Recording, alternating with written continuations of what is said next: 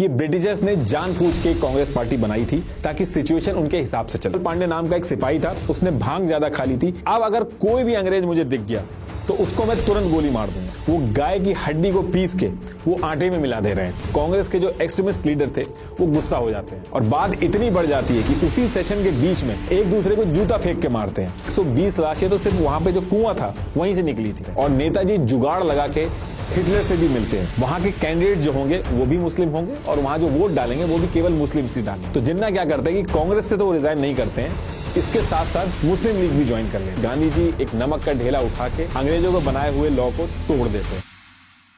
देखिए, इससे पहले की ईस्ट इंडिया कंपनी वाली वीडियो में हमने ऑलरेडी डिस्कस किया था कि ऐसे क्या रीजंस थे कि एक कंपनी हमारे देश को गुलाम बना लेती है। और अब ये जो वीडियो है, इस वीडियो में हम डिस्कस करेंगे कि ऐसी क्या स्ट्रेटेजीज और तरीके यूज हुए जिसकी वजह से हमारे देश को आजादी मिली। ये तरीके ऐसे थे जो इससे पहले पूरी दुनिया में कहीं यूज नहीं हुए थे। और ये जो हमारे देश की आजादी की कहानी है, ये बहुत ही यूनिक है और ये एक ऐसा डिस्कशन है कि आप दुनिया के किसी भी कोने में चले जाएं, लेकिन अगर आप एक इंडियन हैं तो ये डिस्कशन आपके सामने आता ही है। तो इस एक वीडियो में आपको सब कुछ पता चल जाएगा कि हमारा देश आखिर आजाद कैसे हुआ। We have to build the noble nation of free India. Do or die. तुम मुझे खून दो, मैं तुम्हें आजादी दूंगा।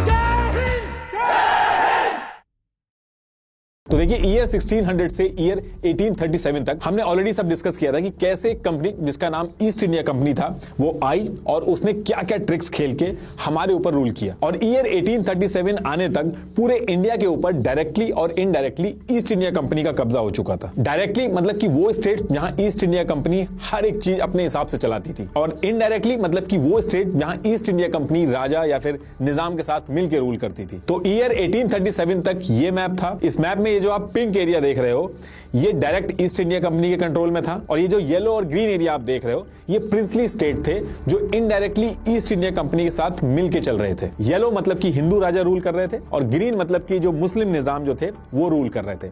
लेकिन ये पूरा मैप अगर आप देखोगे तो 50% एरिया ही था जहां ईस्ट इंडिया कंपनी पूरी तरीके से अपनी चला पा रही थी। अभी भी काफी एरिया था जहां पे उसकी पूरी तरीके से मनमानी नहीं चल पा रही थी क्योंकि राजा का इन्वॉल्वमेंट होता था। और इस चीज को दूर करने के लिए अब ईस्ट इंडिया कंपनी अलग अलग ट्रिक्स खेलना स्टार्ट करती है ताकि उसके अंडर में बाकी एरिया का कंट्रोल भी आ जाए। ब्रिटिशर्स को पता था कि इन सब चीजों पे कंट्रोल करने के लिए बहुत ही स्ट्रांग होना पड़ेगा। तो ये लोग यानी कि ईस्ट इंडिया कंपनी लगातार अपनी आर्मी बढ़ा रही थी। अब इतने सारे अंग्रेजों को आर्मी बढ़ाने के लिए इंडिया के अंदर लाना पॉसिबल नहीं था, तो इन लोगों ने लोकल इंडियन जो थे उनको आर्मी में हायर करना स्टार्ट किया। इस चीज का इनको काफी फायदा भी हुआ।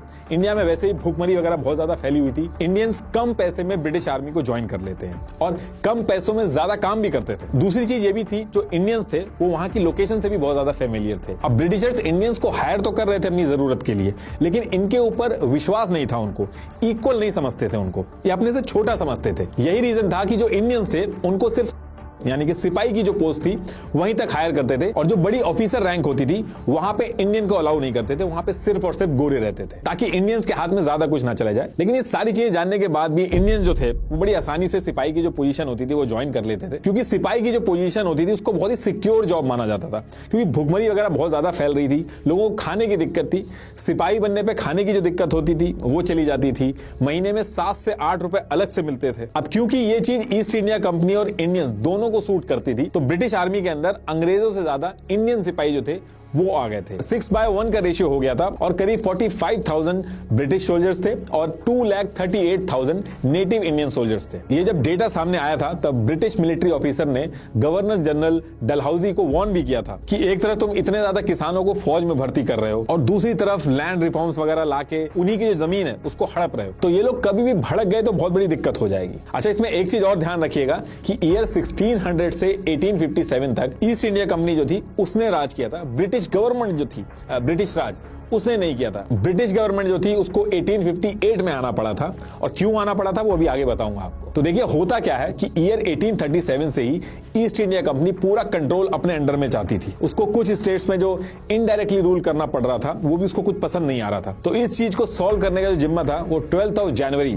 1848 को लॉर्ड डलहौजी को दिया गया था। और जैसे ये जिम्मा दिया जाता है, लॉर्ड डलहौजी अपने काम पे लग जाते हैं। सबसे पहले वो इनडायरेक्टली रूल्ड जो स्टेट्स थे उनके बारे में रिसर्च करवा करवाते हैं। तो इनको पता चलता है कि इस टाइम पे कई ऐसे स्टेट्स हैं जहां के राजा का कोई लड़का नहीं है, और उस पर्टिकुलर टाइम पे ये हो रहा था कि अगर किसी राजा का लड़का नहीं होता था तो वो गोद ले लेता था, उसके बाद वो राजा बन जाता था। तो लॉर्ड डलहौजी जो थे वो इस चीज को एक अपॉर्चुनिटी की तरह देखते हैं और सेम ईयर 1848 को ये एक रूल लाते हैं, डॉक्ट्रिन ऑफ लैप्स। इसका मतलब यह था कि अगर किसी राजा का खुद का बेटा नहीं है तो उसकी डेथ के बाद जो उसका पूरा स्टेट है, जो पूरा राजपाट है, वो ईस्ट इंडिया कंपनी के पास चला जाएगा। अगर वो किसी को गोद लेता है तो उससे फर्क नहीं पड़ता है। अगर उसने गोद लिया है तो जो उसकी पर्सनल प्रॉपर्टी है वो दे सकता है अपने गोद लिए हुए बेटे को, लेकिन जो पूरा साम्राज्य है उसका, अगर उसका खुद का बेटा नहीं है तो वो पूरा का पूरा ईस्ट इंडिया कंपनी के पास चला जाएगा। और इस चीज को सेम ईयर यानी कि 1848 में इंप्लीमेंट कर दिया जाता है। और इंप्लीमेंट करते ही ये सतारा को अपने अंडर में ले लेते हैं। एक साल बाद जैतपुर, फिर संभालपुर को अपने अंडर किया, और नेक्स्ट ईयर छत्तीसगढ़, जिसको छोटा उदयपुर भी कहते थे, उसको लिया, नागपुर, फिर झांसी का नंबर लगता है। अब झांसी के अंदर क्या था कि मणिकर्णिका, जिनका नाम शादी के बाद महारानी लक्ष्मीबाई हो गया था, तो इनकी जो शादी हुई थी वो महाराजा गंगाधर राव से हुई थी, और इनका एक बच्चा भी था जिसकी 4 मंथ बाद ही डेथ हो जाती है।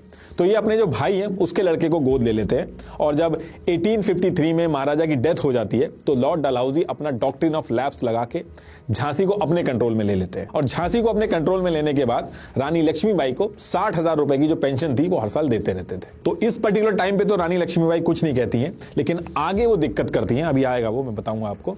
तो इसके बाद क्या होता है कि 1856 अवध यानी कि आज का यूपी, यहां के नवाब वाजिद अली शाह जो थे, उन्होंने ब्रिटिशर्स के साथ सब्सिडरी अलायंस ट्रीटी साइन कर रखी थी, जिसके चलते नवाब को ब्रिटिशर्स के यहां काफी पैसा देना होता था। और जब नवाब पैसे नहीं दे पाए तो ईस्ट इंडिया कंपनी ने अवध जो था उसको भी अपने कब्जे में ले लिया था। और ये सारी चीजें बैक टू बैक ये अपने अंडर में ले रहे थे, तो लोग ज्यादा रेजिस्ट नहीं कर पा रहे थे। ब्रिटिशर्स की जो आर्मी थी यानी कि ईस्ट इंडिया कंपनी की जो आर्मी थी वो बहुत एडवांस थी, उनके पास बहुत ही अच्छे अच्छे हथियार थे, और इधर लोग अभी भी तलवारों से लड़ते थे। तो इसलिए ज्यादा कोई कुछ बोल नहीं पा रहा था, क्योंकि उनको पता था बोलने का मतलब यह था कि उनकी हार होना तय थी। तो इन सब चीजों को लेके लोगों के अंदर गुस्सा बहुत था, और गुस्सा इसी बात के लिए नहीं था, और भी कई रीजन थे। ईस्ट इंडिया कंपनी अपना इन्फ्लुएंस बढ़ाने के लिए जो मिशनरीज जो होते थे पहले इंडिया में भेजती थी, लेकिन उसको और तेज कर देती है ताकि पूरे के पूरे इंडिया में इनका इन्फ्लुएंस रहे। तो ये लोग क्या करते हैं कि उसी ईयर में बैप्टिस्ट मिशनरी सोसाइटी सेटअप करते हैं, जिसमें विलियम कैरी जो थे वो इंडिया के अंदर और बहुत ही ज्यादा स्पीड से क्रिश्चियनिटी को प्रमोट करने लगते थे, जिसको लेकर लोग बहुत ज्यादा गुस्से में थे। लेकिन इस चीज से डील करने के लिए जो लोकल लोग थे उन्होंने बिना लड़ाई झगड़े के इसका सोल्यूशन ढूंढ लिया था। उन्होंने क्या कर दिया था कि जो भी लोग कन्वर्ट होते थे उनको सोसाइटी से हटा देते थे, उनको प्रॉपर्टी से बेदखल कर देते थे। अब ये बात जब अंग्रेजों को पता चलती है तो 17 अप्रैल 1850 को रिलीजियस डिसेबिलिटीज एक्ट लेके आते हैं। इसमें यह था कि अगर कोई कन्वर्ट होगा तो वो अपने एंसेस्टर की प्रॉपर्टी का पूरा हकदार होगा। अब इसके खिलाफ भी लोगों ने आवाज उठाई, लेकिन कुछ होता नहीं है। और यहां भी ब्रिटिशर जो थे वो रुकते नहीं है। इसके 6 साल बाद यानी कि ईयर 1856 में हिंदू विडो रीमैरिज एक्ट 1856 लेके आए, और फिर सेम ईयर में जनरल सर्विस एनलिस्टमेंट एक्ट लेके आए। हिंदू विडो एक्ट में यह था कि जो विधवा थी जिनकी शादी होना बैन थी, उसको अंग्रेज कहते हैं कि अब शादी कराई जा सकती है, और उनका जो प्रॉपर्टी पे हक है वो भी उनको दिया जाएगा। जनरल सर्विस एनलिस्टमेंट एक्ट में यह था कि सिपाहियों को दूसरे देश भी भेजा जा सकता है। अब ये दोनों चीजों से जो लोकल लोग थे उनको दिक्कत थी। पहली चीज ये थी कि जो इनकी रीति रिवाज है उसमें ये इंटरफेयर कर रहे हैं। दूसरी चीज इनके ट्रेडिशन में था कि जो भी समुद्र पार कर लेता है उसको ये लोग कहते थे कि वो अछूत हो जाता था। तो इस एक्ट से वो लोग भी गुस्सा हो गए थे, और सिपाही भी गुस्सा हो गए थे, क्योंकि जब ये दूसरी कंट्री में जाते थे और वापस आते थे तो जो इनकी सोसाइटी होती थी, जो इनकी लोकेलिटी होती थी, उसमें लोग इनको एक्सेप्ट नहीं करते थे। इसी के साथ साथ बहुत ही कम सालों के अंदर 12 बार भुखमरी तक फैल गई थी पूरे इंडिया के अंदर। तो लोग बहुत ज्यादा गुस्से में थे अंग्रेजों के खिलाफ। लेकिन इसके बाद एक ऐसा इंसिडेंट होता है कि अंग्रेजों की नींद उड़ जाती है और बहुत बड़ा डैमेज होता है। तो होता क्या कि ब्रिटिशर जो थे वो पुरानी ब्राउन बेस्ट राइफल, जो कि 0.75 कैलिबर की होती थी, मतलब कि 0.75 इंच का डायमीटर होता था उसका, इसमें आगे कोयाटा यानी कि चक्कू भी लगा होता था। तो ये राइफल यूज करते थे, लेकिन अंग्रेज इससे बहुत ज्यादा परेशान हो गए थे, क्योंकि इसमें टाइम बहुत खराब होता था। इसमें क्या था कि बुलेट को लोड करने से पहले गन पाउडर लोड किया जाता था, फिर बुलेट डाली जाती थी, फिर एक रॉड से इसको सेट करा जाता था। इसमें एक तो बहुत ज्यादा टाइम लगता था, और दूसरा सिपाही को 2 बैग कैरी करने पड़ते थे, एक गन पाउडर के लिए और एक बुलेट के लिए। दूसरा, बुलेट पाउडर अगर नाप के ना डालो तो उसमें दिक्कत आ जाती थी, राइफल में भी इशू हो जाते थे। तो ईयर 1855 से ही अंग्रेज जो थे इसका सॉल्यूशन ढूंढ रहे थे, और फिर इन्होंने यूके में ब्रिटिश गवर्नमेंट की royal small arms factory RSAF, इससे बात करके नई पैटर्न की एक राइफल बनवाते हैं जिसका नाम था एनफील्ड राइफल, जिसको P53 एनफील्ड भी बोला जाता था। और जनवरी 1857 आते आते इंडिया के अंदर भी इसकी डिलीवरी हो गई थी। अब ये जो नई राइफल्स थी इसमें बुलेट का जो सिस्टम था वो थोड़ा डिफरेंट था। इसकी जो बुलेट थी वो एक कागज के सिलेंड्रिकल पैकेज में बनाई गई थी जिसमें गन पाउडर और बुलेट एक रेशियो में पहले से सेट होके आते थे। इसको कार्ट्रिज बोलते थे। इस कार्ट्रिज की जो आउटर सरफेस थी वो एक रैपिंग पेपर की थी, इसलिए इसके फटने का डर बहुत ज्यादा था। तो इस रैपिंग पेपर के आउटर पोर्शन पे एनिमल फैट से ग्रीस किया जाता था ताकि ये फटे ना और मॉइस्चर और बारिश वगैरह हो तो उसमें खराब ना हो। अब होता क्या है कि सेम मंथ में यानी कि जनवरी 1857 में एक एरिया है दमदम, नॉर्थ कैलकाटा से करीब 8 किलोमीटर की दूरी पे है। वहां पे एक ब्राह्मण सिपाही जो था वो लोटे में पानी लेके जा रहा था और उस पर्टिकुलर टाइम पे जो कास्टिज्म था वो बहुत ज्यादा था सोसाइटी के अंदर। तो रास्ते में जब ये ब्राह्मण सिपाही जा रहा था तो इनको रास्ते में खलासी मिलता है और वो रास्ते में इनसे पानी मांग लेता है और उस टाइम पे ये मानते थे कि ये छोटी कास्ट का है, अगर पानी दे दिया तो वापस पूरा लोटा धोना पड़ेगा। तो जो ब्राह्मण था वो कहता है कि मैं तुम्हें पानी नहीं दे सकता क्योंकि अगर मैं पानी दूंगा तो फिर मुझे धोना पड़ेगा लोटा और धोने के लिए मुझे बहुत दूर जाना पड़ेगा, तो इसलिए वो मना कर देता है। तो इस चीज पे खलासी थोड़ा सा गुस्सा होता है और कहता है कि जितने भी नखरे हैं आपके वो हमारे सामने ही निकलते हैं। उधर जब ब्रिटिशर्स के साथ आप जब काम करने जाते हो तो वहां पे आप बड़ी आसानी से अपना धर्म जो है उसको भ्रष्ट कर लेते हो। वहां पे जाके गाय और सुअर की जो चर्बी वाली गोलियां होती हैं उसको मुंह में बड़े आराम से डाल के आप चलाते हो, तब आपका धर्म कहां चला जाता है। अब ब्राह्मण जो था ये लाइनें सुन के बहुत टेंशन में आ जाता है। ये जो कार्ट्रिज थी, कार्ट्रिज मतलब गोली को ही मैं कार्ट्रिज बोल रहा हूं, तो ये जो कार्ट्रिज थी ये दमदम जो जगह थी वहां पे इसकी मैन्युफैक्चरिंग हो रही थी और खलासी भी इसी एरिया से था।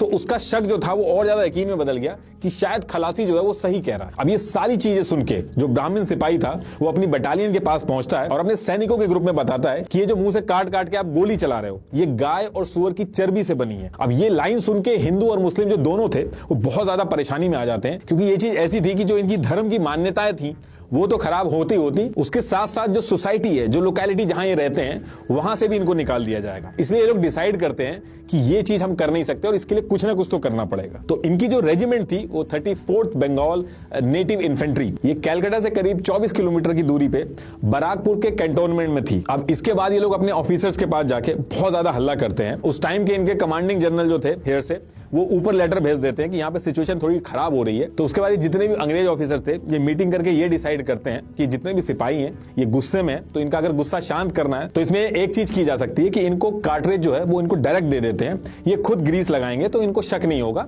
और चीजें आराम से हैंडल हो जाएंगी। और फिर 27 जनवरी 1857 को इस चीज को पूरी रेजिमेंट के अंदर लागू कर दिया जाता है। लेकिन सिपाहियों को इसमें भी डाउट था कि जरूर कुछ ना कुछ इसमें साजिश है गोरों की। इसके बाद इन लोगों को ट्रेनिंग भी दी जाती है कि कैसे ग्रीस लगानी है और किस तरीके से यूज करना है।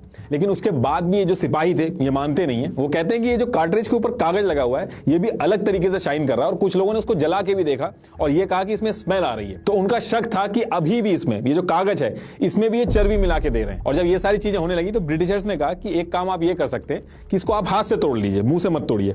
तो उसके बाद भी लोग कहते हैं कि हमारी आदत नहीं है तो हम इसको छू नहीं सकते। एक्चुअली जो सिपाही थे उनको अंग्रेजों के ऊपर बिल्कुल भी विश्वास नहीं था। उनको ऐसा लग रहा था कि ऑलरेडी हम लोगों को कन्वर्ट करने के पीछे लगे हुए इतने सालों से और अगर हम इनकी बात मान भी ले तो भी हमें समाज से निकाल दिया जाएगा। इसलिए वो डिसाइड करते हैं कि इसके खिलाफ हम लोग आवाज उठाएंगे ही। अब इसके बाद डेट आती है 29 मार्च 1857 और लेफ्टिनेंट बॉग जो थे वो 34th बंगाल नेटिव इन्फेंट्री जो थी उसकी तरफ काम से जा रहे थे। लेकिन वहां पे क्या होता है कि सेम जो इन्फेंट्री थी उसमें एक अकेला सिपाही जिसका नाम मंगल पांडे था वो लेफ्ट राइट मार्च कर रहा था और अपने साथियों से कह रहा था कि आगे आओ, ये तुम्हारे धर्म की बात है और अभी नहीं अगर जगोगे तो कभी नहीं जगोगे। तो उस टाइम पे कोई भी इनके साथ आता नहीं है। तो उसके बाद मंगल पांडे कहते हैं कि अब अगर कोई भी अंग्रेज मुझे दिख गया तो उसको मैं तुरंत गोली मार दूंगा। और उसी टाइम पे लेफ्टिनेंट बॉग जो थे वो इसी तरफ आ रहे थे। मंगल पांडे की नजर जैसी लेफ्टिनेंट बॉग पे पड़ती है वो तुरंत गोली चला देते हैं। गोली जाके उनके घोड़े को लग जाती है और लेफ्टिनेंट बॉग जो थे वो नीचे गिर जाते हैं। गिरने के बाद लेफ्टिनेंट बॉग भी मंगल पांडे के ऊपर गोली चला देते हैं और फिर मंगल पांडे तलवार निकालते हैं और गले और हाथ दोनों पे तलवार चला देते हैं। फिर उसके बाद और भी ऑफिसर्स आसपास आ जाते हैं।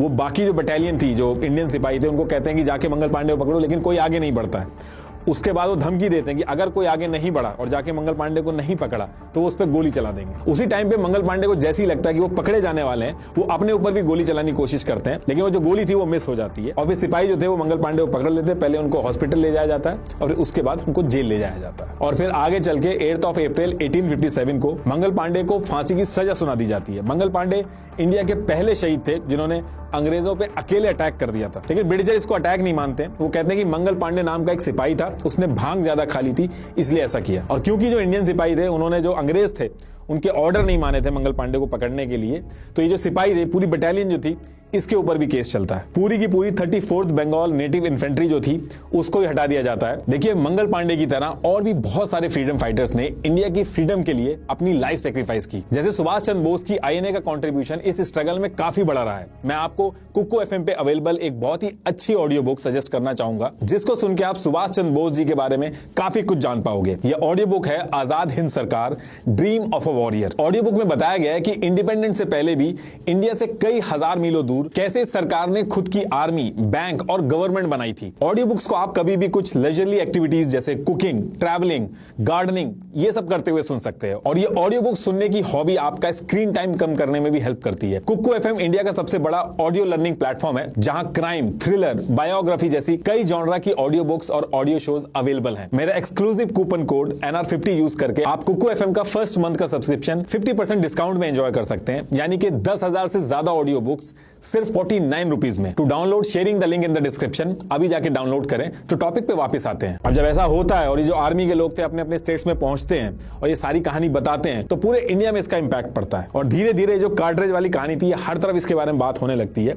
इसके बाद अप्रैल में अंबाला में भी सिपाहियों ने कार्ट्रिज को यूज करने से मना कर दिया था। फिर कुछ दिन बाद लखनऊ की जो रेजिमेंट थी उसने भी सेम चीज कही कि वो कार्ट्रिज यूज नहीं करेंगे, और धमकी भी दी अगर हमको मजबूर किया गया तो जो भी ऑफिसर्स हैं उनको हम मार देंगे। और जब लखनऊ की रेजिमेंट ने ऐसी धमकी दी तो अवध का चीफ कमिश्नर हेनरी लॉरेंस जो था उसने पूरी की पूरी फोर्स बुला ली थी, और कुछ लोग भाग गए थे और कुछ लोगों ने हथियार डाल दिए थे। तो जैसे तैसे लखनऊ की जो सिचुएशन थी वो कंट्रोल में आई थी, लेकिन सिचुएशन डे बाय डे खराब होने लगी थी। और इसी बीच में एक अफवाह फैला दी जाती है कि अंग्रेज जो हैं वो गाय की हड्डी को पीस के वो आटे में मिला दे रहे हैं और कुएं में डाल दे रहे हैं। तो फिर लोगों को जो फ्री का आटा मिलता था अंग्रेजों की तरफ से, वो भी उन्होंने यूज करना छोड़ दिया था। अब इसके कुछ दिन बाद 24 अप्रैल 1857 को मेरठ में ब्रिटिश ऑफिसर जॉर्ज करमाइकल अपनी 90 सिपाहियों की बंगाल लाइट रेजिमेंट जो थी, उनको ये जो नए कार्ट्रिज आए थे उनको ड्रिल करवा रहे थे। लेकिन 90 में से 85 सिपाही जो थे उन्होंने इसको यूज करने से मना कर दिया, क्योंकि उन तक भी खबर पहुंच चुकी थी। अभी जो सिचुएशन थी इसको देख के ब्रिटिशर्स बहुत ज्यादा गुस्सा हो रहे थे।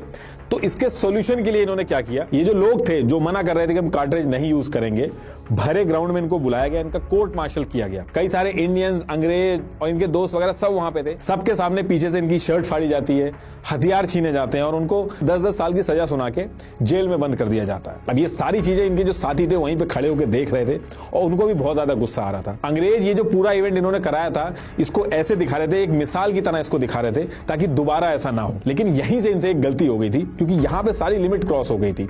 अगले दिन 10 मई 1857 को संडे था और ज्यादातर अंग्रेज जो होते हैं इस टाइम पे चर्च में थे। तो ये जो सिपाही थे जिनको बंद किया गया था, इनके दोस्त क्या करते हैं, जेल के अंदर घुस जाते हैं। इन 85 सोल्जर्स जो थे इनको छुड़वाते हैं। इनके साथ साथ बाकी जो इंडियन कैदी वगैरह थे, चोर उचक्के थे, वो भी छूट जाते हैं।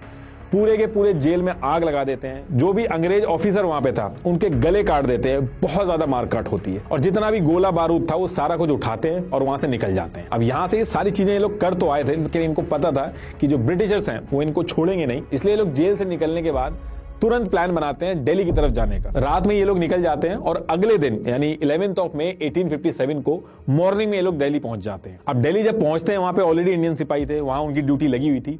ये लोग उनको वहां पे सारी चीजें बताते हैं और बताते हैं कैसे इन्होंने मारकाट मचाई। तो जो दिल्ली के सिपाही थे वो भी इनको ज्वाइन कर लेते हैं और फिर वहां से ये लोग प्लानिंग बना के दिल्ली के जो ब्रिटिश ऑफिसर्स थे उनके ऊपर भी अटैक कर देते हैं और दिल्ली के अंदर अंग्रेजों को बहुत ज्यादा मारा काटा जाता है। द ग्रेट मैगजीन एक जगह थी, वहां पे सारे हथियार और सारे बारूद वगैरह रखे हुए थे, वो सारी चीजें लूट ली जाती है। ये जितने अंग्रेज ऑफिसर थे इनको दिल्ली छोड़ के तुरंत भागना पड़ता है और इस पर्टिकुलर टाइम पे दिल्ली के ऊपर सिर्फ और सिर्फ इंडियन सिपाही जो क्रांतिकारी थे उनका कंट्रोल था। अब ये सारी चीज करने के बाद ये लोग तुरंत लाल किला पहुंचते हैं। वहां पे जाके ये बहादुर शाह जफर से मिलते हैं। उनकी एज बहुत ज्यादा हो गई थी, 82 ईयर्स के थे वो। उनसे जाके मिलते हैं और कहते हैं कि आप हमारे लीडर बनिए। तो पहले तो बहादुर शाह जो थे वो क्रांतिकारियों के भरोसे ब्रिटिशर्स के अगेंस्ट खड़े होने से एकदम साफ मना कर देते हैं, लेकिन सिपाही इनको फोर्स करते हैं और शहंशाह हिंदुस्तान बनाने का सपना भी दिखाते हैं कि दोबारा से मुगल सल्तनत का परचम लहरेगा। ये सारी चीजें बताते हैं। तो ये सब सुन के बहादुर शाह जफर जो थे वो हाँ कर देते हैं। जैसे ही हाँ होती है, बहादुर शाह इंडिया के बाकी जो रूलर थे उनको लेटर लिखते हैं। उस लेटर में बेसिकली यही लिखते हैं कि ब्रिटिशर्स के खिलाफ लड़ने का टाइम आ गया है और सबको एकजुट होना पड़ेगा। और यही कुछ रीजन है जिसकी वजह से सिपाही जो थे वो बहादुर शाह को बहुत ज्यादा फोर्स कर रहे थे अपना लीडर बनाने के लिए। एक तो जितने भी बाकी स्टेट्स के राजा थे उनको यूनाइट कर देते, दूसरा बहादुर शाह के लीडर बनने के बाद ये पूरी जो लड़ाई थी इसका नेचर चेंज हो जाता है। इसको छोटा मोटा रिवॉल्ट कहा जा रहा था पहले, और जैसे ही लीडर बनते हैं ये लड़ाई जो थी एक वॉर में बदल जाती है ब्रिटिशर्स के अगेंस्ट। और यही सारे रीजंस थे कि जितने भी सिपाही थे वो बहादुर शाह के पीछे पड़े हुए थे। वरना बहादुर शाह जो ऑर्डर वगैरह देते थे वो ये लेते नहीं थे, उनको बस नाम का लीडर बना दिया था। एक्चुअल जो कमान संभाली थी वो सूबेदार बख्त खान ने संभाली थी। ये ब्रिटिश आर्मी में 40 साल से थे और दिल्ली के अंदर ये जो लड़ाई चल रही थी इसको सुन के बरेली से दिल्ली पहुंच जाते हैं और पूरी कमान संभालते हैं। अब ये सारी चीजें तो हो जाती हैं, इसके बाद एक वीक तक सब कुछ शांत रहता है। पहले ट्विटर वगैरह नहीं था, सोशल मीडिया नहीं था, तो खबर जाने में टाइम लगता था। तो एक हफ्ते तक तो सारी चीजें शांत पड़ी रहती हैं, लेकिन फिर इसके बाद असली गेम शुरू होता है। दिल्ली में जो ये सारा इंसिडेंट हुआ था इसकी खबरें इंडिया के बाकी हिस्सों में भी पहुंचती हैं। तो लोगों को लगता है कि ब्रिटिशर्स इतने भी स्ट्रांग नहीं है, इनको हराया जा सकता है। और जगह जगह पे रिवॉल्ट के जो किस्से थे वो सुनाई आने लगते हैं। अब ये जो मैं कह रहा हूं कि जगह जगह पे रिवॉल्ट हो रहे थे, इनका मतलब क्या था? देखिए, रिवॉल्ट करने का मतलब पहली चीज तो सिपाहियों के साथ साथ आम जनता जो थी वो भी इस रिवॉल्ट में थी। मतलब कि आम जनता जो थी वो अंग्रेजों के जो ऑफिसेस थे, कुछ उनकी बिल्डिंगें थी, उनमें आग लगा देते थे। अंग्रेज अगर कहीं जा रहा है उसके ऊपर अटैक कर देते थे। तो इस तरीके से किस्से जगह जगह पे सुनाई आने लगे थे। तो सिपाही और जनता जो थी वो अलग अलग जगह पे इस तरीके की चीजें कर रही थी। और इनके साथ साथ आगे चल के जो राजा थे, जो डॉक्ट्रिन ऑफ लैप्स के चक्कर में पेंशन पे जी रहे थे, वो भी इसको ज्वाइन करते हैं। 13 मई 1857 को फिरोजपुर में छोटी सी मारपीट होती है। फिर अगले दिन 14 मई 1857 को मुजफ्फरपुर में इंसिडेंट होता है। उसके बाद कुछ दिन शांति रहती है। फिर 21 मई 1857 को नौशेरा के अंदर लड़ाई होती है। और फिर यूपी के अंदर जगह जगह पे इटावा, मैनपुरी, अलग अलग जगह पे लड़ाइयां होने लगती हैं। ये यहाँ इतनी जगह पे जो मेन फोकस था इस पूरे रिवॉल्ट का, ये चल रहा था। इंडिया का जो साउथ और नॉर्थ ईस्ट का जो एरिया था वहां पे ये जो रिवॉल्ट था वो नहीं हो रहा था, उसका बहुत कम असर था। अब इसके बाद ब्रिटिशर्स को समझ में आ रहा था कि ये अब आउट ऑफ कंट्रोल हो रहा है, तो वो तुरंत हरकत में आते हैं और यूके के अंदर से रीएनफोर्समेंट मंगाते हैं 2000 सिपाहियों की। अंग्रेज जो थे वो ब्रिगेडियर जनरल जॉन निकोलसन को इन सब चीजों से निपटने का जिम्मा देते हैं।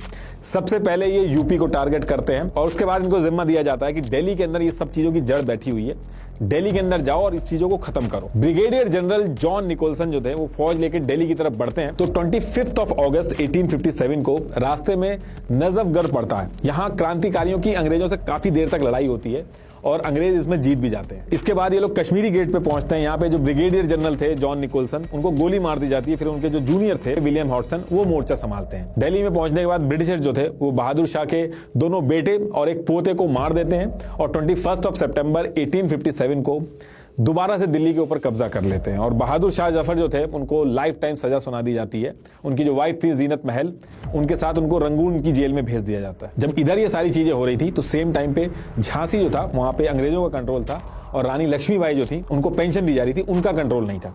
तो इसी टाइम पे कुछ इंडियन क्रांतिकारी क्या करते हैं, झांसी का जो किला था उस पर कब्जा कर लेते हैं और खजाने पे कंट्रोल ले लेते हैं। काफी नेगोशिएशन के बाद क्रांतिकारी जो थे वो अंग्रेजों से कहते हैं कि हथियार आप लोग डाल दो, रिटेलिएट मत करो, हम आपको और आपकी फैमिली जो है उसको मारेंगे नहीं बल्कि छोड़ देंगे। लेकिन जैसे ही अंग्रेज हथियार डालते हैं, क्रांतिकारी अपना प्रॉमिस तोड़ देते हैं और करीब 40 से 60 अंग्रेज जो थे उनको और उनकी फैमिली को मार डालते हैं। अब इसके बाद जून 1857 को ये जो क्रांतिकारी थे जिन्होंने किले और खजाने पे कब्जा किया था, ये सब लेके वहां से भाग जाते हैं। तो बेसिकली उस पर्टिकुलर टाइम पे झांसी को कोई भी रूल नहीं कर रहा था। तो 2 जुलाई 1857 को रानी लक्ष्मीबाई मेजर अर्स्काइन से कहती हैं कि यहाँ कोई भी नहीं है तो झांसी मैं संभाल लेती हूँ। और ब्रिटिशर जो थे वो मान जाते हैं। लेकिन झांसी की रानी जो थी वो इस मौके पे क्या करती हैं, किले वगैरह पे पूरी तरीके से कंट्रोल ले लेती हैं और अपने लोगों को तैनात कर देती हैं। और जब 23 मार्च 1858 को ब्रिटिशर्स पहुंचते हैं तो रानी लक्ष्मीबाई उन पे अटैक कर देती हैं उल्टा। तात्या तोपे, जिनको बचपन से रानी लक्ष्मीबाई जानती थी, उन्होंने भी रानी लक्ष्मीबाई के सपोर्ट में आर्मी भेजी। लेकिन क्योंकि ब्रिटिशर्स के पास काफी एडवांस हथियार थे तो उनका मुकाबला करना मुश्किल था और आधी रात में ही ब्रिटिशर्स किले के अंदर घुस जाते हैं। और आधी रात को झांसी की रानी को वहां से अपने बेटे दामोदर और घोड़े बादल को लेके भागना पड़ता है। कुछ सिपाही भी थे जो रानी लक्ष्मीबाई के साथ निकलते हैं, ये नाम थे उनके। और ये वो जगह है जहां से रानी लक्ष्मीबाई ने घोड़े पे सवार होकर छलांग लगाई थी। अब यहां से निकल के मई 1858 को लक्ष्मीबाई कालपी पहुंचती हैं। लेकिन यहां भी ब्रिटिशर्स 22 मई 1858 को अटैक कर देते हैं, लक्ष्मीबाई को हरा देते हैं। तो यहां से भी रानी लक्ष्मीबाई तात्या तोपे, द नवाब ऑफ बांदा और राव साहब के साथ ग्वालियर चली जाती हैं। लेकिन 17 जून 1858 को वहां भी ब्रिटिशर्स अटैक कर देते हैं, जिसमें 5000 से ज्यादा क्रांतिकारियों की जान चली जाती है और रानी लक्ष्मीबाई भी शहीद हो जाती हैं। रानी लक्ष्मीबाई इस तरीके से लड़ी थी ब्रिटिशर्स के साथ कि कई ऐसे ब्रिटिशर्स खुद तारीफ करते थे उनकी। अब यहां से धीरे धीरे करके ब्रिटिशर्स फैजाबाद, बरेली, बागपत, हर जगह जितने भी क्रांतिकारी थे उनको या तो ये मार देते थे या लालच देते थे या फिर कब्जा करके उस इलाके को अपने कंट्रोल में ले लेते थे। ये जो पूरा 1857 का रिवॉल्ट था जिसमें ब्रिटिशर्स बैकफुट पे आए थे, इसमें हारने के मेन रीजन यही थे कि एक तो कोई प्रॉपर लीडरशिप नहीं थी, दूसरा सब अलग अलग लड़ाइयां लड़ रहे थे, उनमें से कोई साथ में नहीं था, कोई प्लान ऑफ एक्शन नहीं था और कई स्टेट्स के राजा ने अपने फायदे के लिए अंग्रेजों को सपोर्ट भी किया। उन्होंने अपने फायदे से मतलब रखा, लड़ाई में पार्टिसिपेट नहीं किया। ये वो स्टेट्स के राजा थे जो लड़ाई से दूर रहे। अब जब ये सारी चीजें खत्म हो जाती हैं तो ब्रिटिश गवर्नमेंट हरकत में आती है।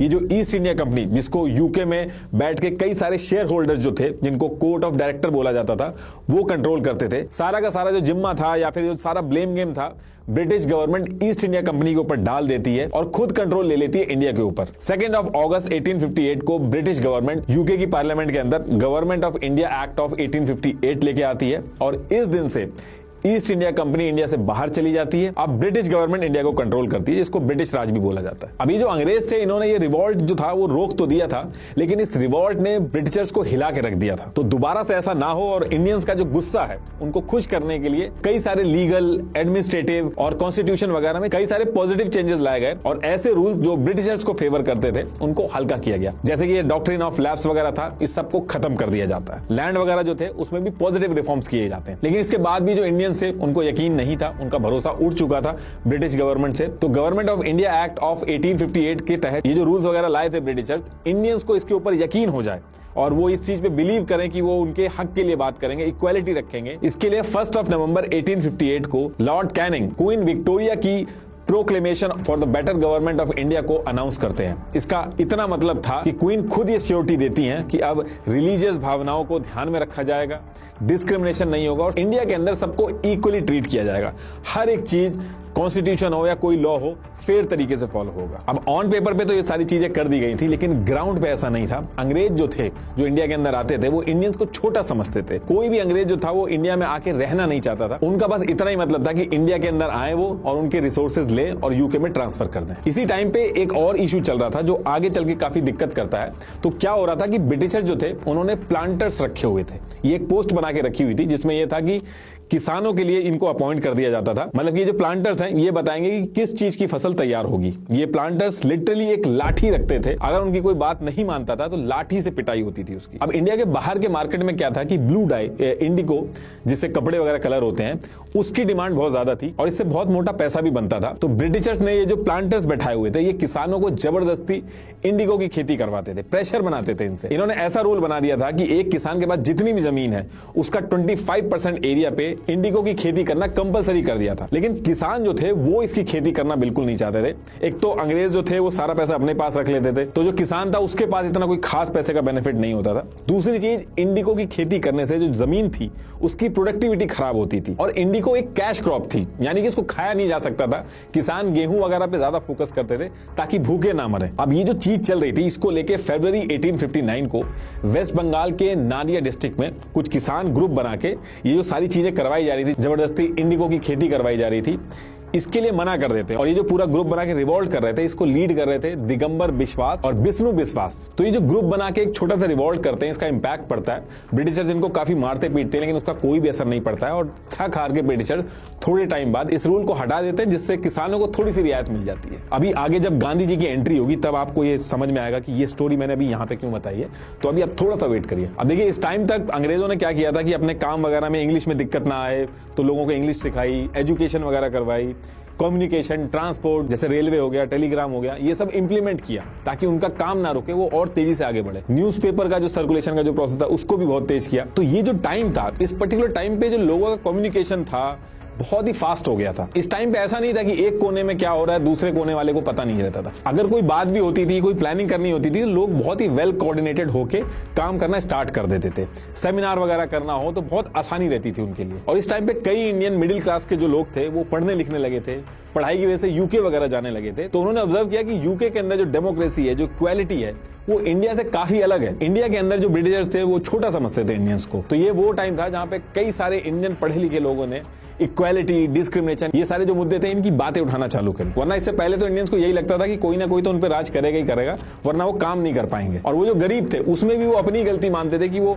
उनकी कोई गलती होगी इसलिए वो गरीब है। उनको ये नहीं पता था कि डेमोक्रेसी वगैरह भी नाम की कोई चीज होती है। इस टाइम पे इंडिया के अंदर जितने भी इंडियन लॉयर्स थे वो भी काफी स्किल्ड हो गए थे, वेल एजुकेटेड थे और उनको कानून भी पता था जो ब्रिटिशर्स वगैरह करते थे। इसलिए आप नोटिस करोगे जितने भी फ्रीडम फाइटर के लीडर थे, नेहरू जी हो गए, सरदार वल्लभ भाई पटेल, महात्मा गांधी, सारे के सारे लॉयर थे। तो कहने का मतलब ये है कि ये वो टाइम था जहां पे पढ़े लिखे लोग जो ज्यादातर लॉयर थे वो आवाज उठाना चालू करते हैं और इक्वालिटी, डिस्क्रिमिनेशन, इन सारे मुद्दों पे बात करते हैं और ब्रिटिशर्स को बोलते हैं कि हमें इक्वालिटी मिलनी चाहिए। और इन्होंने बहुत ही अलग रास्ता चुना था अपनी बात रखने का। इन्होंने बुक्स, न्यूज़पेपर, सेमिनार के थ्रू जो इनइक्वालिटी होती थी उसके लिए आवाज उठाई और कई सारी पॉलिटिकल ऑर्गेनाइजेशंस भी बनाई जो ब्रिटिशर्स के सामने अपनी आवाज रख सके, जैसे पूना सार्वजनिक सभा, इंडियन एसोसिएशन, द मद्रास महाजन सभा, द बॉम्बे प्रेसिडेंसी एसोसिएशन। तो ये सारी पॉलिटिकल ऑर्गेनाइजेशन भी इस टाइम पे बनने लगी थी। लेकिन होता क्या था कि जितनी भी ऑर्गेनाइजेशन थी ये लोकल इशू में ही फंस के रह जाती थी। उस टाइम पे पूरे इंडिया की कोई नेशनल पॉलिटिकल ऑर्गेनाइजेशन नहीं थी जो एकजुट होकर पूरे देश के लोगों की बात ब्रिटिशर्स के सामने रख सके। लेकिन जितने भी इंडियंस पढ़े लिखे लोग थे वो ऐसा चाहते थे कि इंडिया के अंदर नेशनल पार्टी बने। और ये जो सारी बातें हैं नेशनल पार्टी की हो गई, ब्रिटिशर्स को जो क्रिटिसाइज करना हो गया, ये सारी चीजें न्यूज वगैरह के थ्रू करते थे। और जब इन सारी चीजों की फ्रीक्वेंसी बहुत ज्यादा हो गई तो ब्रिटिशर्स ने क्या किया, उन्होंने ईयर 1878 में the vernacular press act of 1878 ये लेके आए। इस एक्ट के थ्रू अंग्रेजों ने प्रेस की फ्रीडम पे कंट्रोल किया। इस एक्ट के आने के बाद न्यूज़पेपर के अंदर खुलेआम अंग्रेजों की जो बुराई होती थी उसके लिए बिल्कुल मनाही थी। और फिर धीरे धीरे ब्रिटिशर्स ने और चीजें टाइट करी। वो आर्म्स एक्ट लेके आए, एल्बर्ट बिल, ये सारे बिल लेके आए, जिससे लोगों में बहुत ज्यादा गुस्सा हो गया, क्योंकि जितने भी लॉज थे, एक्ट थे जो लेके आ रहे थे, इसके थ्रू ब्रिटिशर जो थे वो आम जनता के जो राइट्स थे उनको कम कर रहे थे। तो इधर ये सारी चीजें चल रही थी। और इसी टाइम पे क्या होता है कि ब्रिटिश गवर्नमेंट में एक एओ ह्यूम नाम का डिस्ट्रिक्ट ऑफिसर था। इसकी उस टाइम के वाइसरॉय लॉर्ड लेटन से बात अच्छी नहीं बनती थी, दोनों एक दूसरे के एंटी थे। तो लॉर्ड लेटन ने क्या किया था कि एओ ह्यूम जो था उसका डिमोशन कर दिया था। अब इसकी वजह से एओ ह्यूम जो था वो बहुत गुस्से में था, लेकिन उसके बाद भी उसने रिजाइन नहीं किया था, वो वहीं पे काम करता रहता था। और रिटायरमेंट के बाद जैसे बाकी ऑफिसर यूके वापस चले जाते थे, एओ ह्यूम जो था वो वापस यूके नहीं गया, बल्कि उसने इंडिया में रहकर ही इंडिया की सिचुएशन सुधारने का जिम्मा लिया। इसने क्या किया कि ईयर 1883 में कैलकाटा यूनिवर्सिटी के ग्रेजुएट को एक ओपन लेटर भेजा, जिसमें इसने इंडिया के सभी बड़े लोगों को इनवाइट किया इंडिया के अंदर एक नेशनल लेवल की पॉलिटिकल पार्टी बनाने के लिए, ताकि ब्रिटिशर्स के सामने इंडियंस अपनी बात रख सके। अब इंडियंस जो थे उनको ये बात बहुत ज्यादा पसंद आती है और दिसंबर 1884 को एओ ह्यूम जो थे वो इंडिया के अलग अलग एरिया से टोटल 17 पॉलिटिकल लीडर जो थे उनके साथ एक मीटिंग सेटअप करवाते हैं। और ये लोग डिसाइड करते हैं कि 28 ऑफ दिसंबर 1885 को पुणे के अंदर और लोगों को जोड़ के एक कॉन्फ्रेंस करेंगे और वहां पे तभी के तभी नेशनल पार्टी बना देंगे और हाथों हाथ उसका जो नाम होगा वो भी अनाउंस कर देंगे। लेकिन पुणे के अंदर उस टाइम पे महामारी चल रही थी, तो लोकेशन को चेंज करके मुंबई के गोकुल दास तेजपाल संस्कृत कॉलेज में ये कॉन्फ्रेंस कर दी जाती है। इस मीटिंग में ऑल ओवर इंडिया से 72 इंटेलेक्चुअल और एजुकेटेड लोग आते हैं, जिसमें 69 इंडियंस थे और एओ ह्यूम के साथ 2 और ब्रिटिशर्स आते हैं। तो कहने का मतलब यह है कि इस दिन 28 ऑफ दिसंबर 1885 को इंडियन नेशनल कांग्रेस पार्टी बन के अनाउंस कर दी जाती है। इसमें ये लोग कहते हैं कि ये जो कांग्रेस पार्टी है ये पीपीपी मॉडल यानी कि प्रेयर, प्रोटेस्ट और पिटीशन, इसका यूज करके कॉन्स्टिट्यूशन के दायरे में रह के अपनी बात रखेगी और हर साल ईयर के लास्ट मंथ में यानी कि दिसंबर में अपना एक सेशन रखेगी जिसमें ये फिक्स करेंगे कि आगे किन मुद्दों पे बात करनी है। और ये सेशन ऑल ओवर इंडिया में होगा, ऐसा नहीं कि सिर्फ एक ही जगह पे होगा, कभी ईस्ट इंडिया में होगा, कभी नॉर्थ इंडिया में होगा, अलग अलग जगह पे होगा। और जिस जगह पे ये सेशन होगा उसी जगह के नाम से उस सेशन का नाम पड़ जाएगा। मान लो सूरत में हो रहा है तो सूरत सेशन उसका नाम पड़ जाएगा। तो ऐसे कर करके इंडिया के अंदर हर साल सेशन होने लगे। इनफैक्ट आज की डेट में भी कांग्रेस पार्टी जो एनुअल सेशन रखती है वो दिसंबर में ही रखती है। और ये जो मीटिंग हुई थी इसमें एक चीज और डिसाइड हुई थी कि ये लोग हर सेशन में एक प्रेसिडेंट बनाएंगे। ऐसा नहीं होगा कि एक प्रेसिडेंट होगा और हमेशा के लिए प्रेसिडेंट रहेगा, हर साल एक प्रेसिडेंट बनेगा और वो कौन बनेगा ये वोट से डिसाइड होगा, फिर अगले साल नया प्रेसिडेंट बनेगा। तो जब ये पार्टी बनी थी शुरू में जितने भी कांग्रेस के लीडर थे इनको मॉडरेट लीडर्स कहा गया, क्योंकि इनका मानना था कि ब्रिटिशर्स खराब लोग नहीं थे, बट एथनिसिटी का फर्क है, इसलिए इंडियंस की जो प्रॉब्लम है वो इनको समझ में नहीं आ रही है, इस वजह से गैप आ रहा है। एक बार अगर हम सही से इनको ये सारी चीजें समझाएंगे तो इनको ये समझ में आएंगी और जो हमारी प्रॉब्लम है वो सॉल्व हो जाएगी। लेकिन कांग्रेस के जो ये मॉडरेट लीडर्स थे इनका ये जो भ्रम था ये आगे जाके टूटता है, अभी आगे बताऊंगा मैं आपको। लेकिन इसमें एक और थ्योरी कही जाती है, जो मैंने अभी आपको चीज बताई, इसमें एक और थ्योरी है जिसमें यह कहा जाता है कि एओ ह्यूम जो थे इनको गलत हीरो बनाया जा रहा है और ये सारी चीज जो करी गई ये अंग्रेजों की साजिश थी। लॉर्ड डफरिन ने एओ ह्यूम के साथ मिलकर कांग्रेस पार्टी बनवाई थी और वो इसलिए बनवाई थी क्योंकि अंग्रेजों को पता था कि इंडियंस अगर एकजुट हो गए, इनमें इतनी कैपेबिलिटी है कि अंग्रेजों को इंडिया से बाहर कर सकते हैं। इसलिए ब्रिटिशर्स चाहते थे कि इससे पहले कि इंडिया खुद अपने हिसाब से कोई पॉलिटिकल बना के हमारे लिए दिक्कत क्रिएट करे, हम खुद ही अपने लोगों के साथ मिलवा के एक पार्टी बनवा देते हैं। और इसका फायदा ये होगा अंग्रेजों को कि अंग्रेजों को हर एक चीज पता चलती रहेगी। इंडिया के मन में क्या चल रहा है ये सारे आइडिया लगते रहेंगे। कोई भी पॉलिटिकल मूवमेंट स्टार्ट करने वाले होंगे तो वो पता चल जाएगा। मान लो कोई पॉलिटिकल मूवमेंट है वो आउट ऑफ कंट्रोल हो गई तो उसको बीच में ही कोई छोटा मोटा लॉलीपॉप देके उसको शांत करा दिया जाएगा। और इस थ्योरी में ये भी कहा गया कि ब्रिटिशर चाहते तो ये जो नेशनल पार्टी बन रही थी इसको 2 मिनट में रुकवा सकते थे, लेकिन उन्होंने ऐसा नहीं किया। लाला लाजपत राय ने आगे चल के ईयर 1916 में अपनी बुक में लिखा था कि ये जो कांग्रेस पार्टी बनाई गई थी ये एक सेफ्टी वॉल्व थी। एक्चुअली कुकर में जब प्रेशर ज्यादा हो जाता है तो सीटी बजती है, तो उसके साइड में एक सेफ्टी वॉल्व होती है कि अगर सीटी ब्लॉक हो जाए तो उस सेफ्टी वॉल्व से प्रेशर रिलीज हो जाए। तो इसीलिए एओ ह्यूम ने ब्रिटिशर्स के साथ मिलकर कांग्रेस पार्टी को बनाया था कि अगर इंडियंस का प्रेशर बहुत ज्यादा हो जाए तो ये जो कांग्रेस पार्टी बनाई गई थी ये एक सेफ्टी वॉल की तरह काम करेगी। विलियम वेडनबर्न जो एओ ह्यूम के साथ कांग्रेस के फाउंडिंग मेंबर थे और 2 बार 1889 और 1910 में कांग्रेस के प्रेसिडेंट भी बनते, तो इन्होंने ईयर 1913 में एक बुक लिखी थी जिसमें इन्होंने ये कहा था कि ब्रिटिशर्स ने जानबूझ के कांग्रेस पार्टी बनाई थी ताकि सिचुएशन उनके हिसाब से चले। अभी जो टाइम चल रहा था 1888 के आसपास का, इस टाइम पे गांधी जी जो थे वो 19 साल के थे और 4 सितंबर 1888 को गांधी जी इन सारी चीजों से दूर लंदन चले जाते हैं लॉ की पढ़ाई करने, और इसके बाद 12 जनवरी 1891 को वो वापिस आते हैं एज अ लॉयर बनके। वो मुंबई में जाते हैं, वहां पे लॉ प्रैक्टिस करते हैं और पिटीशन वगैरह फाइल वगैरह करते हैं, लेकिन उस टाइम पे इनको ज्यादा सक्सेस नहीं मिलती है। लेकिन ईयर 1893 में एक गुजराती बिजनेसमैन था जो कि साउथ अफ्रीका में बिजनेस करता था, तो वो गांधी जी को बुला लेता है कि आप आके हमारी जो लीगल टीम है उसको ज्वाइन कर लो। तो अप्रैल 1893 को गांधी जी समुद्र के रास्ते से साउथ अफ्रीका चले जाते हैं। वहां पे भी गोरे काले को लेके बहुत डिस्क्रिमिनेशन हो रहा था, तो गांधी जी वहां पे भी जाके अपनी आवाज उठाते हैं, जिसका एक्सपीरियंस इंडिया में आगे चल के काम आता है। अभी आगे बताऊंगा मैं आपको। ये जो कांग्रेस पार्टी बनी थी इसमें गोपाल कृष्ण गोखले थे जो कि मॉडरेट लीडर थे कांग्रेस के। गांधी जी इनको अपना गुरु मानते थे और इन्हीं के हिसाब से चलते थे। अब यहां से गांधी जी तो साउथ अफ्रीका चले गए थे, लेकिन इंडिया के अंदर कांग्रेस पार्टी के जो मॉडरेट लीडर थे ये टाइम टू टाइम अपनी बात रखना चालू करते हैं, लेकिन कुछ भी होता नहीं है।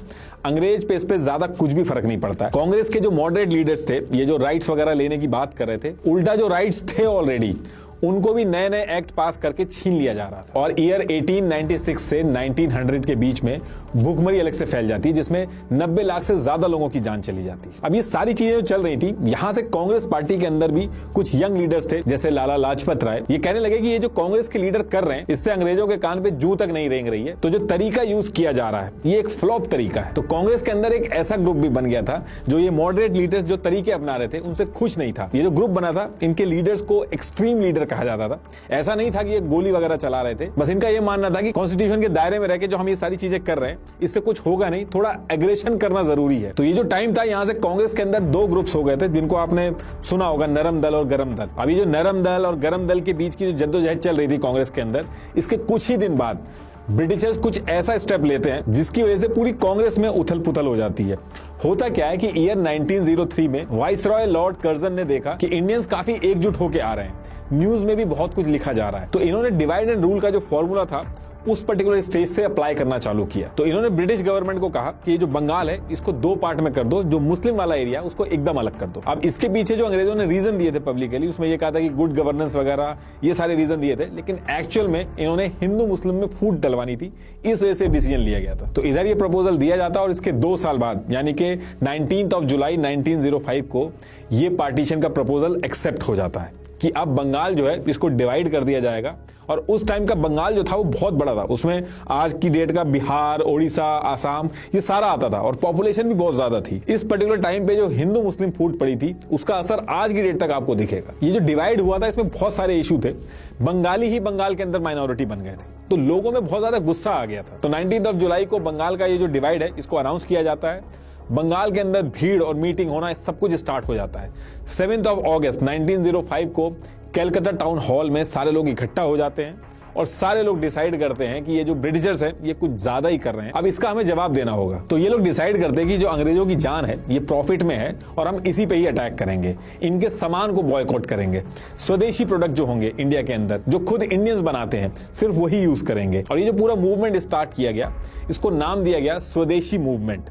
मेनली इसमें मैनचेस्टर से जो कपड़े आते थे उसको टारगेट किया गया था और इसके अगेंस्ट में जाके लोग गंगा जी के पास इकट्ठा होते हैं, वहां पे एक साथ नहाते हैं और निकलते टाइम ही वो लोग गाना गाते हैं वंदे मातरम। ये सॉन्ग उसी दिन थीम सॉन्ग बन गया था इस मूवमेंट का। इसी टाइम पे रविंद्रनाथ टैगोर जी ने अमर सोनार बांग्ला ये लिखा था। अभी भी बांग्लादेश का जो नेशनल एंथम है वो यही है। और अभी भी जो आप देखते हो कि ये जो नेता वगैरह हैं, ये जो खादी वगैरह पहनते हैं, ये इसी स्वदेशी मूवमेंट का ही असर था जो आज की डेट तक चला आ रहा। अब इधर सारी की सारी जो भीड़ थी वो अपना विरोध जता रही थी, स्वदेशी मूवमेंट कर रही थी, लेकिन 16 अक्टूबर 1905 में बंगाल के 2 टुकड़े हो जाते हैं। अब इसके 1 से 1.5 महीने के बाद दिसंबर में कांग्रेस का सेशन होता है, जैसे हर साल होता था। अब इस सेशन में बिल्कुल क्लियर था कि ये जो बंगाल का डिवीजन हुआ है, इसी के बारे में बात होनी थी और इसी का आगे का रोड मैप क्या होगा उस पे बात होनी थी। और इस सेशन में जो प्रेसिडेंट बनते हैं वो मॉडरेट लीडर गोपाल कृष्ण गोखले बनते हैं। तो जब ये सेशन स्टार्ट होता है तो पहले तो कड़े शब्दों में निंदा की जाती है कि जो बंगाल को जो डिवाइड किया गया ये सारी चीजें गलत की गई हैं। और फिर ये डिसाइड होता है कि इसके खिलाफ हम पेटिशन डालेंगे और ये जो बंगाल की डिवाइड का मुद्दा है इसको बंगाल के अंदर हम कोने कोने में ले जाएंगे। लेकिन इस चीज को सुन के कांग्रेस का जो दूसरा ग्रुप था, जो एक्सट्रीमिस्ट लीडर थे, जिनमें लाला लाजपत राय, अरविंदो घोष जैसे नेता थे, ये कहते हैं कि ये जो पेटिशन वगैरह डालने से कुछ नहीं होगा, मुद्दे में हमें अग्रेशन दिखाना होगा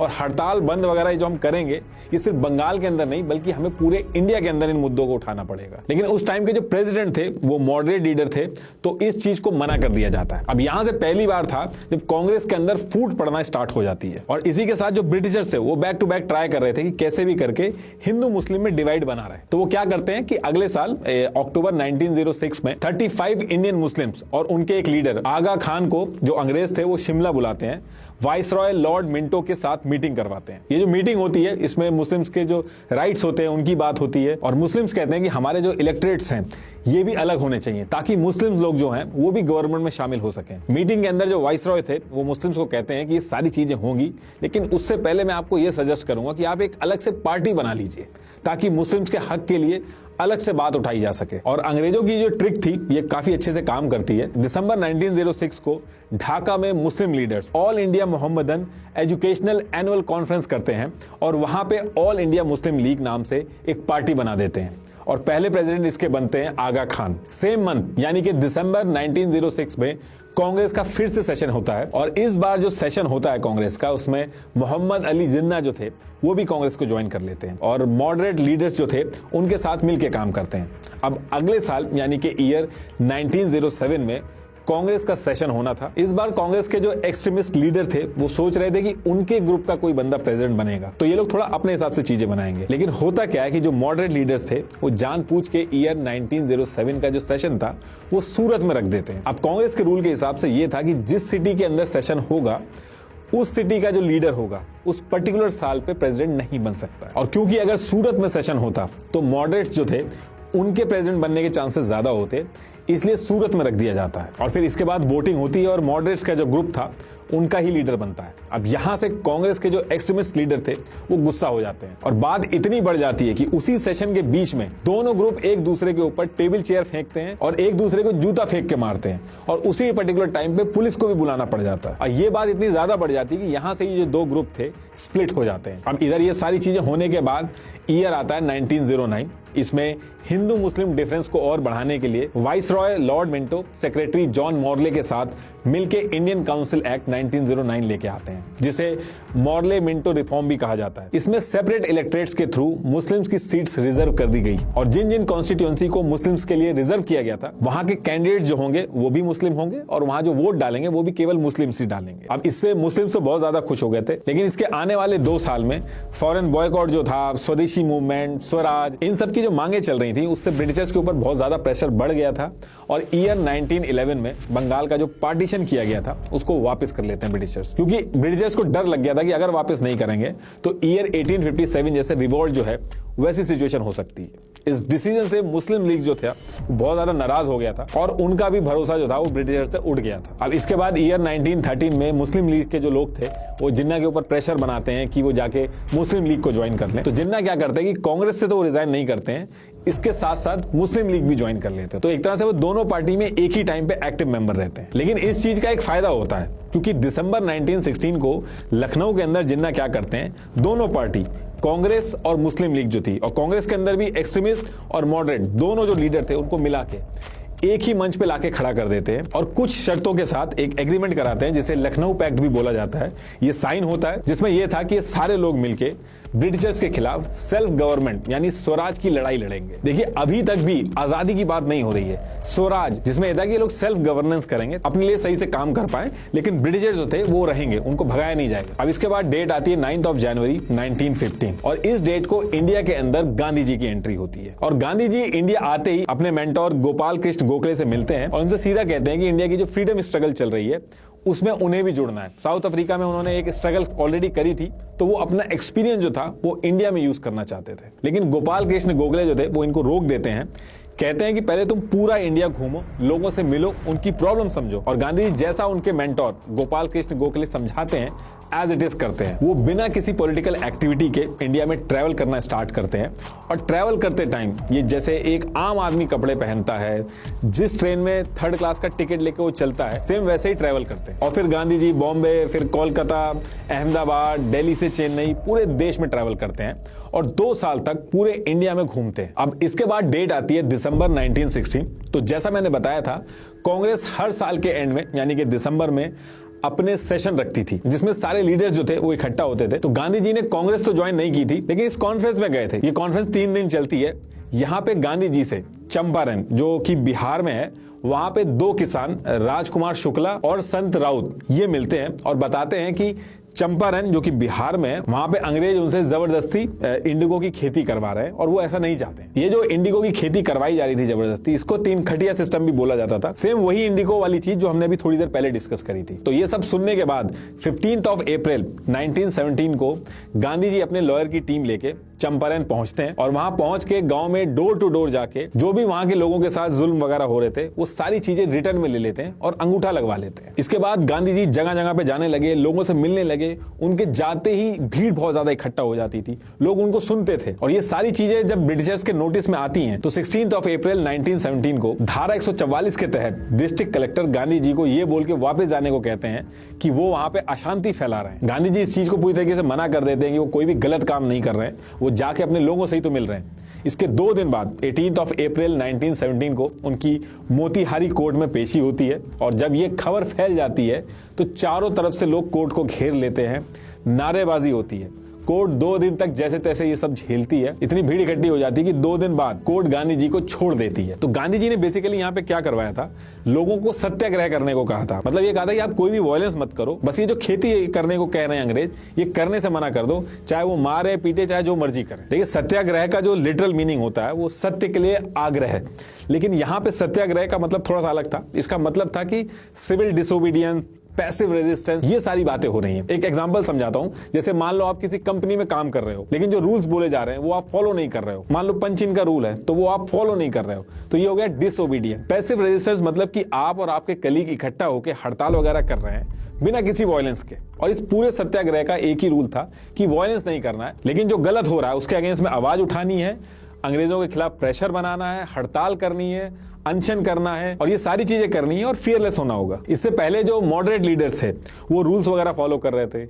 एक्सट्रीमिस्ट लीडर जो थे उनके तरीके बिल्कुल अलग थे, आम जनता को डायरेक्ट इन्वॉल्व नहीं किया था। लेकिन महात्मा गांधी जी ने ऐसी चीज करी थी जो इससे पहले नहीं हुई थी। उन्होंने आम जनता को भी जोड़ा। जब लोग समझ रहे थे कि ये आम जनता ये पढ़ी लिखी नहीं है, इनको एक्ट के बारे में ही नहीं पता, तो ये क्या करेंगे आगे जाके, लेकिन गांधी जी ने ऐसा नहीं सोचा। उन्होंने आम जनता के पास गए, उनको समझाया और उनको इकट्ठा किया, जिसकी वजह से बहुत ज्यादा इंपैक्ट पड़ा। तो कहने का मतलब यह है कि चंपारण के अंदर गांधी जी ने लोगों को इकट्ठा किया, सत्याग्रह चालू रखा और जब अंग्रेज देखते हैं कि लोगों के ऊपर मार डंडे किसी भी चीज का असर नहीं हो रहा है, तो वो थक हार के लास्ट में अंग्रेजों की बात मान जाते हैं। और यहां से पहली बार लोगों को सत्याग्रह की पावर का पता चला था कि मारपीट और वायलेंस जो था उससे ज्यादा मजबूर तो जो अंग्रेज थे वो इन सारी चीजों से हो रहे थे। अब इसी बीच क्या होता है कि गांधी जी तो चंपारण में थे और अहमदाबाद की एक मिल थी जिसके आसपास के एरिया में जो प्लेग था वो फैला हुआ था। तो लोग अपनी जान बचाने के चक्कर में मिल में नहीं जा रहे थे, काम करने नहीं जा रहे थे। तो मिल ओनर्स ने क्या किया था, एक प्लेग बोनस था वो रख दिया था ताकि इसके लालच में लोग काम करने आ जाएं। अब इसके कुछ टाइम बाद जब प्लेग खत्म हो जाता है तो ओनर्स ने ये जो प्लेग बोनस था वो देना बंद कर दिया। तो वर्कर्स यहाँ पे थोड़ा सा नाखुश हो जाते हैं। वो कहते हैं कि इतने सालों से तो पैसे बढ़ाए नहीं गए हैं और वर्ल्ड वॉर की वजह से जो महंगाई है वो भी आसमान छू रही है। तो आप भले ही प्लेग बोनस उसका नाम मत रखो, किसी और तरीके से चाहे कुछ तो परसेंटेज आप बढ़ा दो, लेकिन पैसे बढ़ा दो आप हमारे। लेकिन मिल का जो ओनर था वो मानता नहीं है। तो इसके बाद गांधी जी चंपारण से यहाँ पहुंचते हैं और सारी बात समझते हैं। गांधी जी फिर लोगों को जोड़ते हैं और हंगर स्ट्राइक करते हैं, जिसकी वजह से मील का जो काम वगैरह है, प्रोडक्शन वगैरह सब रुक जाता है और जो मील का ओनर होता है वो 30% इंक्रीमेंट करने को रेडी हो जाता है। तो बहुत ही कम टाइम में गांधी जी बहुत ज्यादा पॉपुलर हो रहे थे। लोगों को लगने लगा था कि अगर वो फियरलेस होके बिना जेल बिना पिटाई के डर से अगर अपनी जिद पे अड़े रहेंगे तो एट द एंड अंग्रेजों को झुकना पड़ेगा। अब इधर गांधी जी अहमदाबाद में थे और सेम टाइम पे प्लेग के साथ साथ सूखा भी पड़ रहा था कुछ इलाकों में। तो गुजरात में एक खेड़ा नाम की जगह थी, वहां पे सूखा पड़ने की वजह से फसल खराब हो गई थी। अब किसान की कमाई का एक ही जरिया था, वो बंद हो गई थी और अंग्रेज जो थे वो टैक्स लेते थे इनसे। तो ऐसे केस में वो कहां से अंग्रेजों को टैक्स देता? अब कायदे में तो यहाँ पे टैक्स नहीं लेना चाहिए था, लेकिन अंग्रेज जो थे उन्होंने एक चीज और एक्स्ट्रा कर दी, उन्होंने टैक्स 23% और बढ़ा दिया। अब किसान जो थे वो बहुत ज्यादा परेशान हो गए थे, उनको कुछ भी समझ में नहीं आ रहा था। तो गांधी जी खुद तो अहमदाबाद में थे, लेकिन वो सरदार वल्लभ भाई पटेल को गुजरात भेजते हैं। सरदार वल्लभ भाई पटेल भी बहुत बड़े लॉयर थे। इंडिया की फ्रीडम स्ट्रगल में आपको सारे के सारे लॉयर ही मिलेंगे। तो सरदार पटेल वहां पे जाते हैं और लोगों की पिटीशन वगैरह डालते हैं, लेकिन सब रिजेक्ट कर दी जाती हैं। अब इसके बाद गांधी जी वहां पे पहुंचते हैं और लोगों को कहते हैं कि आप सत्याग्रह करो, बस वायलेंस मत करना, बाकी आप सत्याग्रह करो। और ये सत्याग्रह इतने बड़े लेवल पे होता है कि यहां पे भी अंग्रेजों को झुकना पड़ जाता है। इसके बाद हर कोई इंप्रेस था गांधी जी के तरीकों से। अब इधर ये सारी चीजें चल रही थी और इसी टाइम पे क्या होता है कि खबरें आने लगती हैं कि इंडिया से कुछ क्रांतिकारी, जिनमें से सबसे आगे बागा जतिन थे, वो ब्रिटिशर्स के दुश्मन जर्मनी के लोगों के साथ मिलके प्लान बना रहे थे, जिसमें यह डिसाइड हुआ था कि जर्मनी इंडिया में हथियार वगैरह भेजेगा और मिलके ब्रिटिशर्स को इंडिया से बाहर फेंकेंगे। लेकिन किसी एक खबरी ने सारी बातें अंग्रेजों को पहुंचा दी थी, जिससे अंग्रेजों को सब चीज पता चल जाती है और अंग्रेज जो थे वो बागा जतिन को देशद्रोही करार दे देते हैं और 10 सितंबर 1915 को उनको शहीद कर देते हैं। और इसी के साथ साथ और भी कई सारी चीजों में जो कांग्रेस के एक्सट्रीमिस्ट लीडर थे उनके भी नाम आने लगे थे। तो इन सारी चीजों से निपटने के लिए जस्टिन सिडनी रॉलेट की एक कमेटी जो थी वो 18 मार्च 1919 को एक एक्ट लेके आती है, जिसे रॉलेट एक्ट भी कहा जाता है। इस एक्ट में मेनली 2 पॉइंट थे। पहला यह था कि अगर कोई भी एक्टिविस्ट ऐसे वायलेंस वगैरह करने की हरकत में पाया गया तो बिना कोर्ट वगैरह ले जाए डायरेक्ट 2 साल के लिए जेल भेजा जा सकता है। दूसरा यह तक था कि अगर ब्रिटिश सरकार के खिलाफ कोई न्यूज़पेपर तक आपके घर में है जिसमें अंग्रेजों के खिलाफ लिखा गया है, तो उस केस में भी आपको देशद्रोही मानकर गिरफ्तार किया जा सकता है। अब ये एक्ट आने के बाद मदन मोहन मालवीय जो थे और जिन्ना, ये सब इंपीरियल लेजिस्लेटिव से रिजाइन कर देते हैं। गांधी जी भी बहुत ज्यादा गुस्सा हो जाते हैं कि ये तो पूरी तरीके से मनमानी है, गुंडा राज है। इसमें यह था कि अगर पुलिस आपको उठा के ले जा रही है तो आप वकील के थ्रू या कोर्ट में जाके अपील तक नहीं कर सकते। जब ये सारी चीजें चल रही थी, लोग कहते थे ना दलील, ना वकील, ना अपील। ये लाइन उस समय बहुत ज्यादा फेमस हो गई थी। तो अब ये फिर से बहुत बड़ी चीज थी। तो इसके अगेंस्ट में भी गांधी जी ने 6 अप्रैल 1919 को सत्याग्रह स्टार्ट किया। लोगों ने हड़ताल की, भूखे रहे। इस आंदोलन में आम लोग भी शामिल हुए, जैसे किसान, कारीगर, ये सारे लोग जो थे, पहली बार नेशनल इशू कोई ऐसा था जिसमें शामिल हो रहे थे। पंजाब के अंदर भी बहुत बड़े लेवल पे इसका विरोध हुआ। तो अंग्रेजों ने क्या किया कि पंजाब में मिलिट्री बुलाना चालू कर दी। उनको ये डाउट था कि पंजाब में भीड़ बहुत ज्यादा इकट्ठी हो रही है, बहुत ज्यादा प्रोटेस्ट वगैरह हो रहे हैं, तो कहीं हिंसा ना हो जाए। तो पहले से ही वो इंतजाम करके मिलिट्री वगैरह पंजाब में पहुंचा देते हैं और उस मिलिट्री को जनरल डायर जो थे वो लीड कर रहे थे। अब 8 अप्रैल 1919 को गांधी जी को गिरफ्तार कर लिया जाता है इन सारी चीजों के चक्कर में। लेकिन ये सत्याग्रह तब भी चलता है, रुकता नहीं है। पंजाब में 2 कांग्रेस लीडर थे, डॉक्टर सैफुद्दीन और डॉक्टर सतपाल। इस सत्याग्रह को पंजाब के अंदर ये लीड कर रहे थे। तो 9 अप्रैल को जनरल डायर ने डॉक्टर सैफुद्दीन और डॉक्टर सत्यपाल को ये बोल के बुलाया कि उनसे बात करनी है इन सब चीजों के बारे में, लेकिन मिलने के बाद उनको धोखे से जेल में डाल दिया। अब इससे एक आम आदमी जो था उस एरिया का, वो बहुत ज्यादा भड़क जाता है और ये सारी चीजें देख के सारे लोग मिलकर ये डिसाइड करते हैं कि 13 अप्रैल 1919 को बैसाखी भी है, हम सारे लोग जलियांवाला बाग एक जगह है वहां पे इकट्ठे होंगे, वहां पे अपना प्रोटेस्ट करेंगे। तो ये जो जलियांवाला बाग में प्रोटेस्ट करने की जो बातें हो रही थी, तो ये सारी चीजें 12 तारीख को जनरल डायर के पास पहुंच जाती हैं। तो वो क्या करते हैं कि पब्लिक गैदरिंग को बिल्कुल बैन कर देते हैं कि कहीं भी भीड़ इकट्ठी नहीं हो सकती। लेकिन उस टाइम पे सोशल मीडिया वगैरह तो था नहीं, तो खबर पहुंचने में भी टाइम लगता है। तो इस वजह से इतने कम टाइम में सबको पता ही नहीं चल पाया कि ऐसा कुछ बैन भी है। फिर 13 अप्रैल को करीब 10,000 लोग से ज्यादा जलियांवाला बाग पहुंच गए प्रोटेस्ट करने। अब इधर जनरल डायर जो थे उनको ये चीज पता चल जाती है और वो जलियांवाला बाग पहुंच जाते हैं। अब देखिए, जलियांवाला बाग का जो स्ट्रक्चर था, वहां से एक ही एंट्री थी और एक ही एग्जिट था और उसी पर्टिकुलर गेट पे जनरल डायर जो थे उसको ब्लॉक करके वहीं पे अपनी टीम के साथ खड़े हो जाते हैं और फायरिंग स्टार्ट करवा देते हैं। अब ब्रिटिशर्स के डेटा के हिसाब से 400 लोगों की जान गई है, लेकिन जो लोग वहां पे थे उनके हिसाब से 120 लाशें तो सिर्फ वहां पे जो कुआं था वहीं से निकली थी। पूरे देश में, इनफैक्ट देश के बाहर भी इसके बारे में बहुत हल्ला हुआ। गांधी जी इस चीज को सुनकर बहुत ज्यादा हताश हो गए थे। उन्होंने 18 अप्रैल 1919 को इस सत्याग्रह को रोक दिया। लेकिन इस सत्याग्रह रोक तो दिया था, लेकिन यहां से ब्रिटिशर्स का जो बुरा टाइम था वो स्टार्ट होता है। इस इंसिडेंट को लेके हर तरफ से अंग्रेजों के ऊपर बहुत ज्यादा प्रेशर था। तो इस चीज के लिए ये लोग इंक्वायरी भी बैठाते हैं, एक हंटर कमेटी बनाते हैं जो इस पूरी चीज की इंक्वायरी करती है। और पूरी इंक्वायरी कंप्लीट होने के बाद जनरल डायर जो थे उनके ऊपर कोई एक्शन नहीं लिया जाता है। इनफैक्ट हाउस ऑफ लॉर्ड जो ब्रिटिशर्स का पार्लियामेंट होता है, वहां पे उल्टा जो जनरल डायर थे उनको एक देशभक्ति की तरह प्रेस किया गया और कुछ एक दो चीजें की गई जिसमें जनरल डायर को उसकी पोजीशन से हटा के यूके भेज दिया गया था। और उसमें भी कहा जाता है कि उसकी सिक्योरिटी की वजह से भेजा गया था। और वहां की जो आम पब्लिक थी, जो यूके की पब्लिक थी, उन्होंने जनरल डायर के लिए 26,000 पाउंड का फंड रेज करके जनरल डायर को दिया था। तो इन सारी चीजों को सुन के, एक तो इंसाफ नहीं मिल रहा था, ये सारी चीजें सुन के पूरे इंडिया के अंदर लोग बहुत ज्यादा गुस्से में आ जाते हैं। और इसी टाइम पे गांधी जी मुस्लिम ग्रुप जो थे उनसे जाके बात करते हैं और उनको भी ब्रिटिशर्स के अगेंस्ट अपने साथ में ले आते हैं और कहते हैं कि आप हमारे साथ मिलकर नॉन कोऑपरेटिव मूवमेंट करो। मतलब कि अब ब्रिटिशर्स के साथ कोऑपरेशन नहीं करना है, उनके जो लॉ वगैरह है। अब ये जो नॉन कोऑपरेटिव मूवमेंट ये शुरू करते हैं, इसमें कुछ दिन के बाद कांग्रेस भी इसमें जुड़ जाती है। और ये जो कांग्रेस जुड़ती है, इसके मॉडरेट लीडर हो चाहे एक्सट्रीमिस्ट लीडर हो, दोनों आके जुड़ते हैं। अब ये वो टाइम था जब इंडिया के अंदर ब्रिटिशर्स के अगेंस्ट में सब एकजुट होना शुरू हो गए थे और इस पूरे नॉन कोऑपरेटिव मूवमेंट को गांधी जी लीड कर रहे थे। इस नॉन कोऑपरेटिव मूवमेंट की पहली डिमांड थी स्वराज, मतलब कि सेल्फ रूल। अभी तक भी ये बात नहीं हो रही थी कि पूर्ण स्वराज चाहिए, अभी सिर्फ इक्वालिटी और खुद से अपने रूल्स रेगुलेशन चलाने की बात हो रही थी। आजादी की बात अभी आगे होगी। और दूसरा जो नॉन कोऑपरेटिव मूवमेंट था, इसका एक ये भी एम था कि जो जलियांवाला का इंसिडेंट हुआ था उसमें जो दोषी थे उनको सजा दी जाए। तो ये जो मूवमेंट इन्होंने शुरू किया था, इसमें यह था कि जून 1920 को ये लोग डिसाइड करते हैं कि जितने भी अंग्रेजों के स्कूल्स हैं, कॉलेजेस हैं, लॉ फर्म्स हैं, इलेक्शन वगैरह ये जो करवा रहे हैं, इन सब को हम बॉयकॉट करेंगे और जो अवार्ड वगैरह दिए हैं ये सब भी लौटा देंगे। अब स्कूल्स वगैरह अगर बॉयकॉट करेंगे तो इसके लिए इन्होंने स्कूल्स वगैरह बनाए भी, जैसे जामिया इस्लामिया, काशी विद्यापीठ, गुजरात विद्यापीठ, ये सब उसी टाइम के बनाए गए। लोगों ने अदालत ना जाके पंचायत में अपने केस सॉल्व करना शुरू किया। फॉरेन गुड्स जो थे उनको बॉयकॉट कर दिया गया और गांधी जी ने कहा कि आप चरखा चलाओ और खुद अपने कपड़े बनाओ। कई बड़े लोग जैसे जवाहरलाल नेहरू, उनके फादर मोतीलाल नेहरू, सरदार वल्लभ भाई पटेल, राजेंद्र प्रताप, ये सब जो लॉयर थे, इन्होंने अपनी नौकरी छोड़ दी थी इस मूवमेंट की वजह से। लेकिन ये सारी चीजों में जिन्ना ज्यादा खुश नहीं थे, उनकी कई सारी ऐसी चीजें थी जो पूरी नहीं होनी थी। तो ये सब देख के जिन्ना जो थे वो कांग्रेस से रिजाइन कर देते हैं। अब ये नॉन कोऑपरेटिव मूवमेंट था, इसका इंपैक्ट जो था वो धीरे धीरे बढ़ रहा था। तो दिसंबर 1921 आते आते ब्रिटिशर्स ने प्रेस और पब्लिक मीटिंग पे बैन लगा दिया। तो ऐसे ही 4 फरवरी 1922 को यूपी के गोरखपुर में चौरी चौरा नाम की एक जगह थी, वहां पे भी नॉन कोऑपरेशन मूवमेंट जो था उसको लेकर प्रोटेस्ट हो रहे थे, नारे लग रहे थे अंग्रेजों के खिलाफ। अब ऐसे में क्या होता है कि लोकल दरोगा जो था उसने लाठीचार्ज स्टार्ट कर दी थी और इधर से भीड़ ने भी पत्थर फेंकना स्टार्ट कर दिए थे। तो फिर पुलिस वाले क्या करते हैं कि वो पुलिस स्टेशन में घुस जाते हैं और भीड़ क्या करती है, वो गुस्से में पूरे के पूरे पुलिस स्टेशन में आग लगा देती है और 22 पुलिस वालों की जान चली जाती है। अब ये सारी चीजें देख के गांधी जी बहुत ज्यादा शॉक्ड हो जाते हैं, क्योंकि हमेशा से वो ये बात कर रहे थे कि वायलेंस नहीं होना चाहिए था। वो इतने ज्यादा डिसअपॉइंट हो जाते हैं कि 12 फरवरी 1922 को उन्होंने ये जो नॉन कोऑपरेटिव मूवमेंट था इसको बंद कर दिया। और अंग्रेजों ने क्या किया कि ये सारी चीजों की वजह से गांधी जी को 6 साल के लिए जेल में डाल दिया। अब ये सारी चीजें देख के लोगों को लगने लगा था कि जो स्वराज, हड़ताल, ये वाला जो तरीका है, इससे कुछ होने वाला नहीं है, बस टाइम खराब होगा।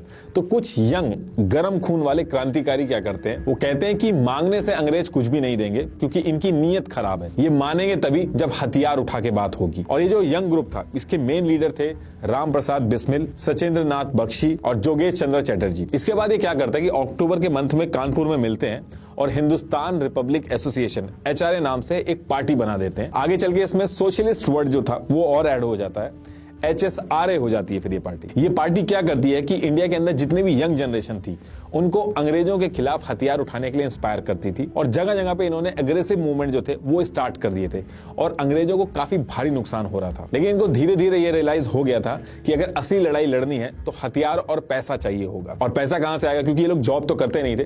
तो इनको एक खबर मिलती है 9 अगस्त 1925 को एक ट्रेन शाहजहांपुर से लखनऊ जाएगी और रेलवे स्टेशन का जो पैसा कलेक्ट होता है वो सारा का सारा उसी ट्रेन में होगा, जिसको अंग्रेज जो है वो गवर्नमेंट के खजाने में डालेंगे। और जैसे ही ये खबर मिलती है, ये लोग क्या करते हैं कि इस खजाने को लूटने की प्लानिंग स्टार्ट कर देते हैं। मेन ऑब्जेक्टिव ये था कि इसमें से पैसा लूट के हथियार खरीदेंगे। ये लोग यंग 20 से 25 क्रांतिकारियों की टीम बनाते हैं और मेन प्लानिंग इसमें करते हैं राजेंद्र नाथ लहरी। इन 20 से 25 लोगों की जो टीम बनी थी, इसमें थे राम प्रसाद बिस्मिल, अशफाकुल्ला खान, रोशन सिंह, चंद्रशेखर आजाद, सचिंद्र नाथ सान्याल। अब इसके बाद डेट आती है 9 अगस्त 1925 और प्लान के हिसाब से ये लोग काकोरी स्टेशन के पास ट्रेन की चेन खींच देते हैं।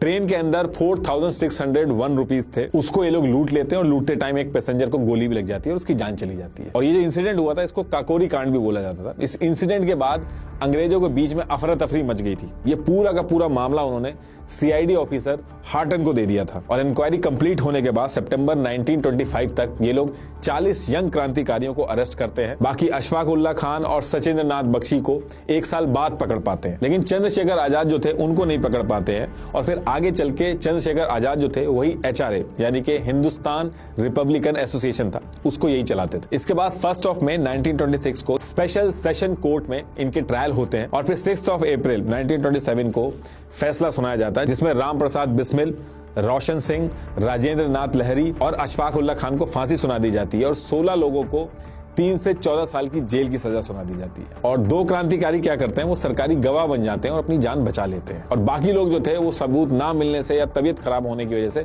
बच जाते हैं। अब यहाँ से चीजें आउट ऑफ कंट्रोल हो रही थी और ब्रिटिश गवर्नमेंट क्या करती है, जॉन साइमन को बुला के और कहती है कि जो गवर्नमेंट ऑफ इंडिया एक्ट 1919 है इसमें थोड़े रिफॉर्म लाने की जरूरत है। एक्चुअली जो अनरेस्ट था उसको अपने कंट्रोल में करने के लिए ये सारी चीजें की जा रही थी। अब क्योंकि जॉन साइमन जो थे वो इस पूरे कमीशन के चेयरमैन बन के हेड कर रहे थे, इसलिए जो पूरा कमीशन था इसको साइमन कमीशन बोला जाता है और जानबूझ के एक भी इंडियन इस कमीशन में नहीं रखा जाता है। अब ये सारी चीजें देख के इंडियन लीडर जो थे वो बहुत ही ज्यादा भड़क जाते हैं कि इंडियन का फ्यूचर आप डिसाइड कर रहे हो बिना इंडियन से कंसल्ट करे, ये किस तरीके का जस्टिस हुआ हमारे साथ। और इसी टाइम पे दिसंबर का मंथ भी चल रहा था तो कांग्रेस का जो सेशन था वो भी होना था। तो इस सेशन में ये डिसाइड होता है कि साइमन कमीशन का पूरी तरीके से बहिष्कार किया जाएगा और मॉडरेट लीडर हो, एक्सट्रीमिस्ट हो, सारे के सारे एक ही पेज पे थे इस चीज को लेके। अब 3 फरवरी 1928 को साइमन कमीशन के इंडिया के अंदर आते ही भारी भीड़ इसका काले झंडे लेके विरोध करती है, नारे लगाती है साइमन गो बैक, हर तरफ हड़ताल होती है, विरोध होता है, रैलियां चलती हैं, पूरी तरीके से बॉयकॉट होता है। अब ये इतना ज्यादा होता है कि अंग्रेज परेशान होते हैं। तो इस पे लॉर्ड बिरकेनहेड जो थे secretary of state of India, वो कहते हैं कि चलिए ठीक है, आप लोग इतना ज्यादा हल्ला कर रहे हो कि हमने जो किया वो आपके भले के लिए किया, लेकिन अगर आपको लगता है कि हमने गलत किया तो मैं आपको चैलेंज करता हूं कि अगर आप लोग खुद से एक ऐसा कॉन्स्टिट्यूशनल रिफॉर्म लेके आओ जो इंडिया में रहने वाला हिंदू, मुस्लिम, सिख सारे धर्म के लोग मान जाएं, और अगर आप ऐसा करने में कामयाब होते हो तो जो ब्रिटिश सरकार है वो खुशी खुशी आपके सारे रिफॉर्म जो हैं उनको एक्सेप्ट कर लेगी। अब जैसे ही चैलेंज मिलता है तो सारी पार्टियां जो थी, चाहे मुस्लिम लीग हो चाहे कांग्रेस हो, बहुत तेजी दिखाती हैं। कांग्रेस दिसंबर की बजाय फरवरी 1928 में ही अपनी ऑल पार्टी कॉन्फ्रेंस बुला लेती है और अलग से कमेटी भी बना देती है जिसका काम ये दिया गया होता है कि जल्दी से जल्दी नया कॉन्स्टिट्यूशन बनाओ। और ये जो कमेटी थी जिसको ये काम दिया गया था उसको जवाहरलाल नेहरू जी के फादर मोतीलाल नेहरू हेड कर रहे थे। अब इसके करीब 6 महीने बाद यानी कि अगस्त 1928 में ये रिपोर्ट रेडी हो जाती है जिसमें dominion status, federal form of government, कई सारी चीजें इसमें मेंशन करी गई थी। ये जो रिपोर्ट थी इसको नेहरू रिपोर्ट भी बोला जाता है क्योंकि इसको मोतीलाल नेहरू जी ने बनाई थी। अभी रिपोर्ट तो बन गई थी लेकिन ये रिपोर्ट ऐसी बनी थी कि एक नहीं बल्कि सारे रिलीजन के जो लोग थे इस रिपोर्ट से नाराज हो गए थे। इनफैक्ट कांग्रेस के अंदर भी असहमति बन गई थी। कांग्रेस के जो यंग लीडर थे जैसे जवाहरलाल नेहरू, सुभाष चंद्र बोस, इस रिपोर्ट में डोमिनियन स्टेटस जो था उसके खिलाफ चले जाते हैं। वो कहते हैं डोमिनियन स्टेटस नहीं बल्कि टोटल इंडिपेंडेंस की मांग करनी चाहिए। डोमिनियन स्टेटस मतलब कि सारे अधिकार तो इंडिया के रहेंगे लेकिन इंडिया को ब्रिटिश एम्पायर का हिस्सा माना जाएगा। और इसमें कांग्रेस के अंदर एक ग्रुप को दिक्कत इसलिए हो रही थी क्योंकि फॉरेन अफेयर और सिक्योरिटी वगैरह जो थे वो ब्रिटिशर्स का इंटरफेरेंस रहता उसमें। वहीं टोटल इंडिपेंडेंस यानी पूर्ण स्वराज मतलब कि ब्रिटिशर्स पूरी तरीके से इंडिया से बाहर चले जाएंगे और इंडिया के लोग ही देश चलाएंगे। अब जिन्ना जो थे उन्होंने भी नेहरू जी की जो रिपोर्ट थी उसमें अमेंडमेंट के लिए 14 पॉइंट भेजे थे लेकिन वो भी कांग्रेस ने मना कर दिए। इसलिए जिन्ना भी गुस्सा हो जाते हैं और मीटिंग के अंदर आने से मना कर देते हैं और कैंसिल कर देते हैं मीटिंग। अब इधर ये सारी चीजें चल रही थी और पैरेलली क्या हो रहा था कि जो साइमन कमीशन था इसको लेकर जगह जगह विरोध फिर भी चालू थे। ऐसे ही 30 अक्टूबर 1928 को लाला लाजपत राय लाहौर में बहुत सारे स्टूडेंट्स को लेकर अपना शांतिपूर्ण प्रदर्शन कर रहे थे और उसी टाइम पे लाहौर पुलिस के एसपी जेम्स स्कॉट फ्रस्ट्रेट होकर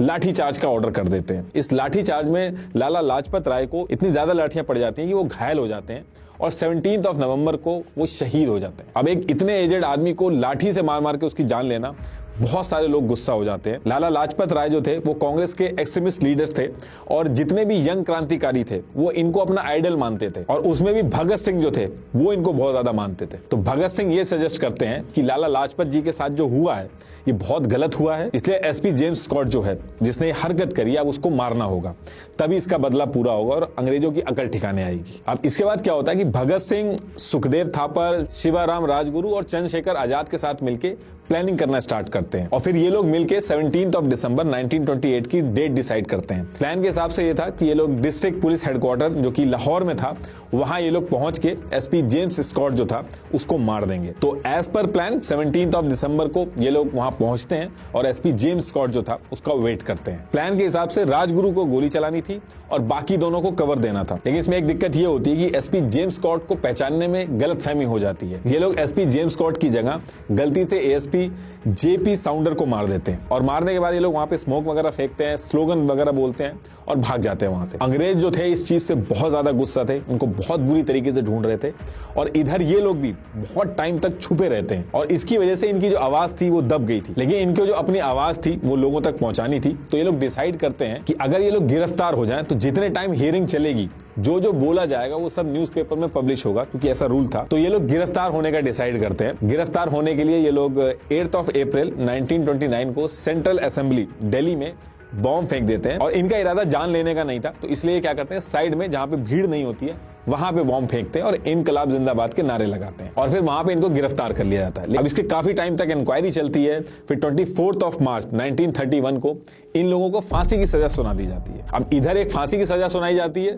और दूसरी तरफ क्या होता है कि कांग्रेस पार्टी के अंदर एक टेंशन चल रही थी कि यंग लीडर चाहते थे कि पूर्ण स्वराज की मांग हो और बाकी जो लीडर थे उनका यह मानना था कि ब्रिटिशर्स जो थे वो भड़क जाएंगे इस चीज से, तो जो हमारा मोटिव है वो पूरा नहीं हो पाएगा। लेकिन कांग्रेस में स्प्लिट ना हो जाए, टेंशन कम हो जाए, इसलिए गांधी जी बीच बचाव करते हैं और सारे ग्रुप को एक साथ करते हैं और सब लोग सेम पेज पे रहते हैं कि अब आगे से पूर्ण स्वराज की ही मांग होगी। और दिसंबर 1929 को कांग्रेस अनाउंस कर देता है कि अब से कांग्रेस केवल पूर्ण स्वराज की ही मांग करेगा। और इसके साथ कांग्रेस एक चीज और कहती है कि आने वाली 26 जनवरी 1930 को इंडिपेंडेंस डे मनाया जाएगा और तिरंगा फहराया जाएगा। गांधी जी सोच रहे थे कि कोई ऐसा मुद्दा होना चाहिए जिससे पूरे देश यूनाइट हो जाए और फिर कुछ दिन बाद उन्होंने एक ऐसा तरीका ढूंढा जिससे वो सिर्फ इंडिया में ही नहीं बल्कि पूरे वर्ल्ड में फेमस हो गए थे। ये एक ऐसा मुद्दा था जिससे हर कोई कनेक्ट करता था। तो गांधी जी डिसाइड करते हैं कि वो नमक का सत्याग्रह स्टार्ट करेंगे। एक्चुअली उस टाइम पे ब्रिटिशर्स ने पहले तो नमक पे टैक्स लगाया था और फिर उसके बाद नमक के प्रोडक्शन और सेल पर पूरा कंट्रोल ले लिया था। अंग्रेजों ने कहा था कि अगर कोई इंडियन नमक बनाते हुए या बेचते हुए पाया जाएगा तो उसको कड़ी सजा होगी। तो 12 मार्च 1930 को डेट फिक्स होती है और गांधी जी अपने 78 स्वयंसेवकों के साथ साबरमती से दांडी की तरफ पैदल निकल जाते हैं। ये सारे लोग मिलकर टोटल 390 किलोमीटर चलते हैं, जिसमें इनको 24 दिन का टाइम लगता है। और जब तक गांधी जी दांडी पहुंचते हैं एक पूरा का पूरा हुजूम गांधी जी के साथ जुड़ जाता है और इनके साथ दांडी मार्च करने लगता है। उसके बाद दांडी बीच पे पहुंच के गांधी जी एक नमक का ढेला उठा के अंग्रेजों को बनाए हुए लॉ को तोड़ देते हैं और यहाँ से नमक सत्याग्रह जो था उसकी शुरुआत हो जाती है। और गांधी जी इस पर्टिकुलर टाइम पे बहुत ज्यादा लोगों को कहते हैं कि यही टाइम है, सब लोग एकजुट होकर इस नमक सत्याग्रह से जुड़ो। और इस सत्याग्रह से भी जुड़ने के वही पुराने रूल्स थे कि वॉयलेंस नहीं करना है, गवर्नमेंट के जो टैक्स वगैरह हैं वो नहीं देने हैं और जितनी भी ब्रिटिश गवर्नमेंट की ऑर्गेनाइजेशन है उनको बॉयकॉट करना है। अभी जो नमक सत्याग्रह था ये इतना ज्यादा बड़ा हो जाता है कि पूरे वर्ल्ड का मीडिया इसके बारे में बात करने लगता है और बच्चे से लेकर औरत तक हर कोई इससे जुड़ जाता है। अब ये सारी चीजें जो हो रही थी इससे ब्रिटिशर्स पे बहुत ज्यादा प्रेशर आ गया था।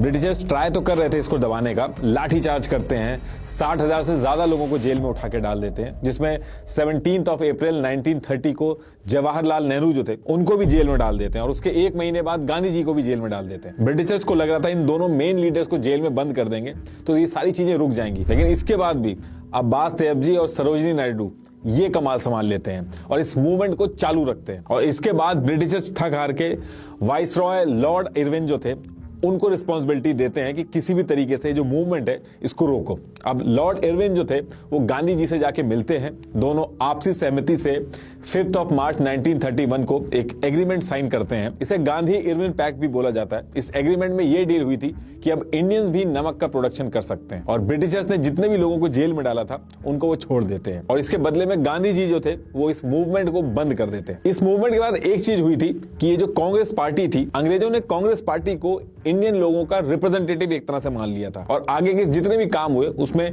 कांग्रेस को रिप्रेजेंटेटिव मानते हुए किया, जो कि कांग्रेस के लिए बहुत बड़ी विन थी। अब इधर ये मूवमेंट बंद तो हो जाता है, लेकिन दूसरी तरफ भगत सिंह जी की जो फांसी थी उसकी डेट पास आ जाती है और कई इंडियंस लीडर उनको बचाने के लिए लगातार मर्सी अपील कर रहे थे, पर सब रिजेक्ट हो जा रही थी। और फिर 24 मार्च की जगह एक दिन पहले 23 मार्च की शाम को ही भगत सिंह जी को फांसी दे दी जाती है और वो शहीद हो जाते हैं। कुछ लोग गांधी जी को भी ब्लेम करते हैं कि अगर वो चाहते तो भगत सिंह को बचा सकते थे, क्योंकि इस मूवमेंट के बाद अंग्रेज जो थे वो गांधी जी के सामने बैकफुट पे थे और अगर गांधी जी कहते अंग्रेजों को तो उनको उनकी बात माननी पड़ती जैसे बाकी बात मानी थी। अब इसके बाद क्या होता है कि ईयर 1938 और 1939 दिसंबर में कांग्रेस के जैसे सेशन होते हैं दिसंबर के मंथ में, तो वो होते हैं और इन दोनों सेशन में सुभाष चंद्र बोस जो थे वो प्रेसिडेंट बनते हैं। लेकिन सुभाष चंद्र बोस जो थे वो थे तो कांग्रेस में, लेकिन गांधी जी की जो नॉन वायलेंस वाली थ्योरी थी उससे एग्री नहीं करते थे और उनका मन था कि कांग्रेस ये हड़ताल वगैरह के रास्तों को छोड़ के उनसे ऊपर उठे। उनका मानना था कि अग्रेशन और वायलेंस के बिना आजादी नहीं मिलेगी। बात इतनी ज्यादा बढ़ जाती है गांधी जी और सुभाष चंद्र बोस जी के बीच में कि गांधी जी साफ मना कर देते हैं सुभाष चंद्र बोस जी के साथ काम करने के लिए और सुभाष चंद्र बोस क्या करते हैं कि वो कांग्रेस के अंदर रिजाइन डाल देते हैं और अलग से एक अपनी पार्टी बना लेते हैं, ऑल इंडिया फॉरवर्ड ब्लॉक। अब सेम टाइम पे यानी कि सितंबर 1939 में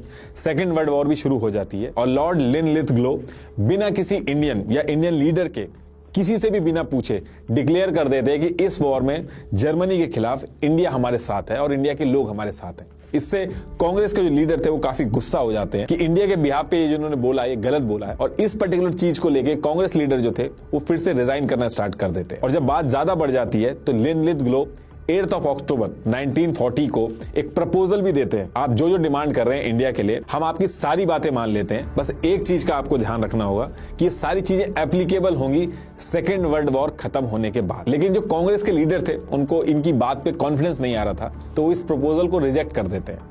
इस ऑफर को ऑगस्ट ऑफर भी बोला जाता है। जब ये ऑफर रिजेक्ट हो जाता है, लेकिन ब्रिटिशर्स जो थे उनको इंडिया की नीड बहुत ज्यादा थी, यहां तक कि ब्रिटिशर्स ये तक कह देते कि इंडिया को हम डोमिनियन स्टेटस दे देंगे, बस वॉर खत्म होने तक का वेट करना होगा और इस वॉर में हमारा आप साथ दीजिए। लेकिन अब इंडियन लीडर्स को डोमिनियन स्टेटस में कोई इंटरेस्ट नहीं था, उनको पूर्ण स्वराज चाहिए था, फुल इंडिपेंडेंस। और यहां से ब्रिटिशर्स के लिए हर तरफ से चीजें खराब होना चालू हो जाती है। उधर सुभाष चंद्र बोस जो थे वो लगातार इंडिया के कोने कोने में इंडिपेंडेंस की जो एक्टिविटीज थी उनको बहुत तेजी से बढ़ा रहे थे, इसलिए उनको दिसंबर 1940 में ब्रिटिशर्स उनको जेल में डाल देते हैं। लेकिन वहां पे भी हंगर स्ट्राइक वगैरह करने लगते हैं, वो तबीयत खराब हो जाती है उनकी। तो कुछ दिन बाद ही सुभाष चंद्र बोस को उनके ही घर में उनको हाउस अरेस्ट कर दिया जाता है, मतलब कि उन्हीं के घर में उनको बंद करके पुलिस और जासूस वगैरह लगा दिए जाते हैं ताकि कोई एक्टिविटी ना हो पाए। लेकिन सुभाष चंद्र बोस क्या करते हैं, वो अपना भेष बदल के जैसे तैसे करके वहां से बच के निकल लेते हैं और इसके बाद वो दुश्मन का दुश्मन दोस्त वाला प्लान बना के अफगानिस्तान और रशिया के रास्ते होते हुए दिसंबर 1941 को जर्मनी के पास पहुंचते हैं, जो ब्रिटिशर्स के अगेंस्ट में था। जब सुभाष चंद्र बोस जर्मनी पहुंचते हैं तो वहां पे सब उनको नेताजी नाम से बुलाने लगते हैं और नेताजी जुगाड़ लगा के हिटलर से भी मिलते हैं और वहां पे उनको प्रपोजल रखते हैं कि आपने जो ब्रिटिश इंडियन आर्मी के सैनिकों को बंदी बना रखा है उनको आप मुझे दे दीजिए, हम मिलकर ब्रिटेन के खिलाफ लड़ाई लड़ेंगे। और हिटलर इस चीज को लेकर मान जाता है और फिर इसके बाद नेताजी जापान के लिए निकल जाते हैं। इंडिया के बाहर अलग अलग देश जाके सुभाष चंद्र बोस जी अपने हिसाब से इंडिया की लड़ाई लड़ रहे थे।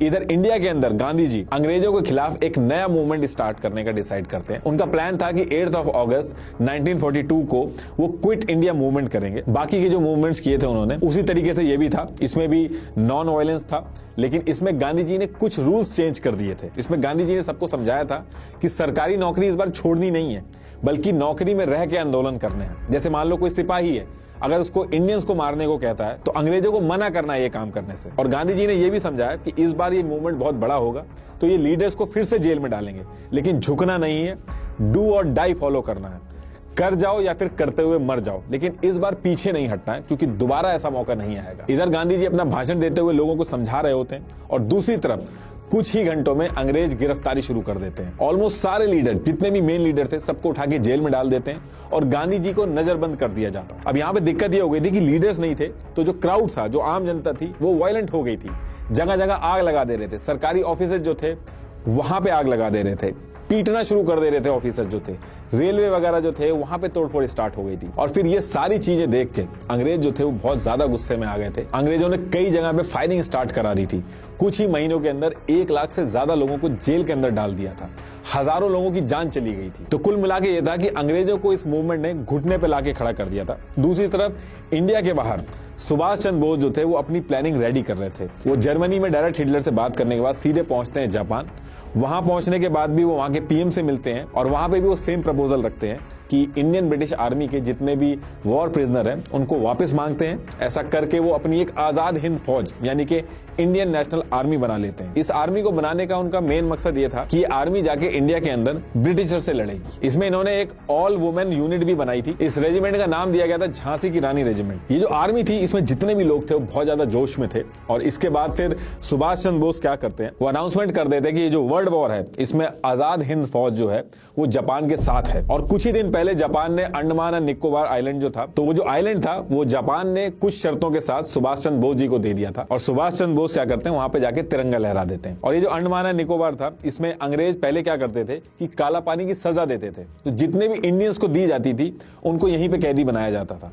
तो इन लोगों को भी नेताजी ने अपनी फौज में शामिल कर लिया था। और इन्होंने अपनी आजाद हिंद की फौज से सबसे यही कहा था कि तुम मुझे खून दो, मैं तुम्हें आजादी दूंगा, दिल्ली चलो, इस तरीके के नारे दिए थे। अब इसके बाद मार्च के महीने में ईयर 1944 में नेताजी जापान के साथ मिलके इंडिया की तरफ घुसते हैं। फिर बैटल ऑफ कोहिमा और बैटल ऑफ इम्फाल ये सारी होती हैं। ब्रिटिशर्स के साथ सुभाष चंद्र बोस जी की जो आजाद हिंद फौज थी उसकी 1 महीने तक लड़ाई चलती है। और फिर उसके बाद 14 अप्रैल 1944 को मोइरंग के अंदर आजाद हिंद फौज जो थी वो वहां पे जीत जाती है और अपना झंडा फहरा देती है। और अगले 2-3 महीने में मणिपुर, नागालैंड, इनके काफी इलाके जो थे वो आजाद हिंद फौज इस पे कब्जा कर लेती है। लेकिन इसी बीच में एक दिक्कत हो जाती है, जापान के ऊपर न्यूक्लियर बम गिरा दिया जाता है। जापान सरेंडर कर देता है, लेकिन आजाद हिंद फौज जो थी वो लगी रहती है।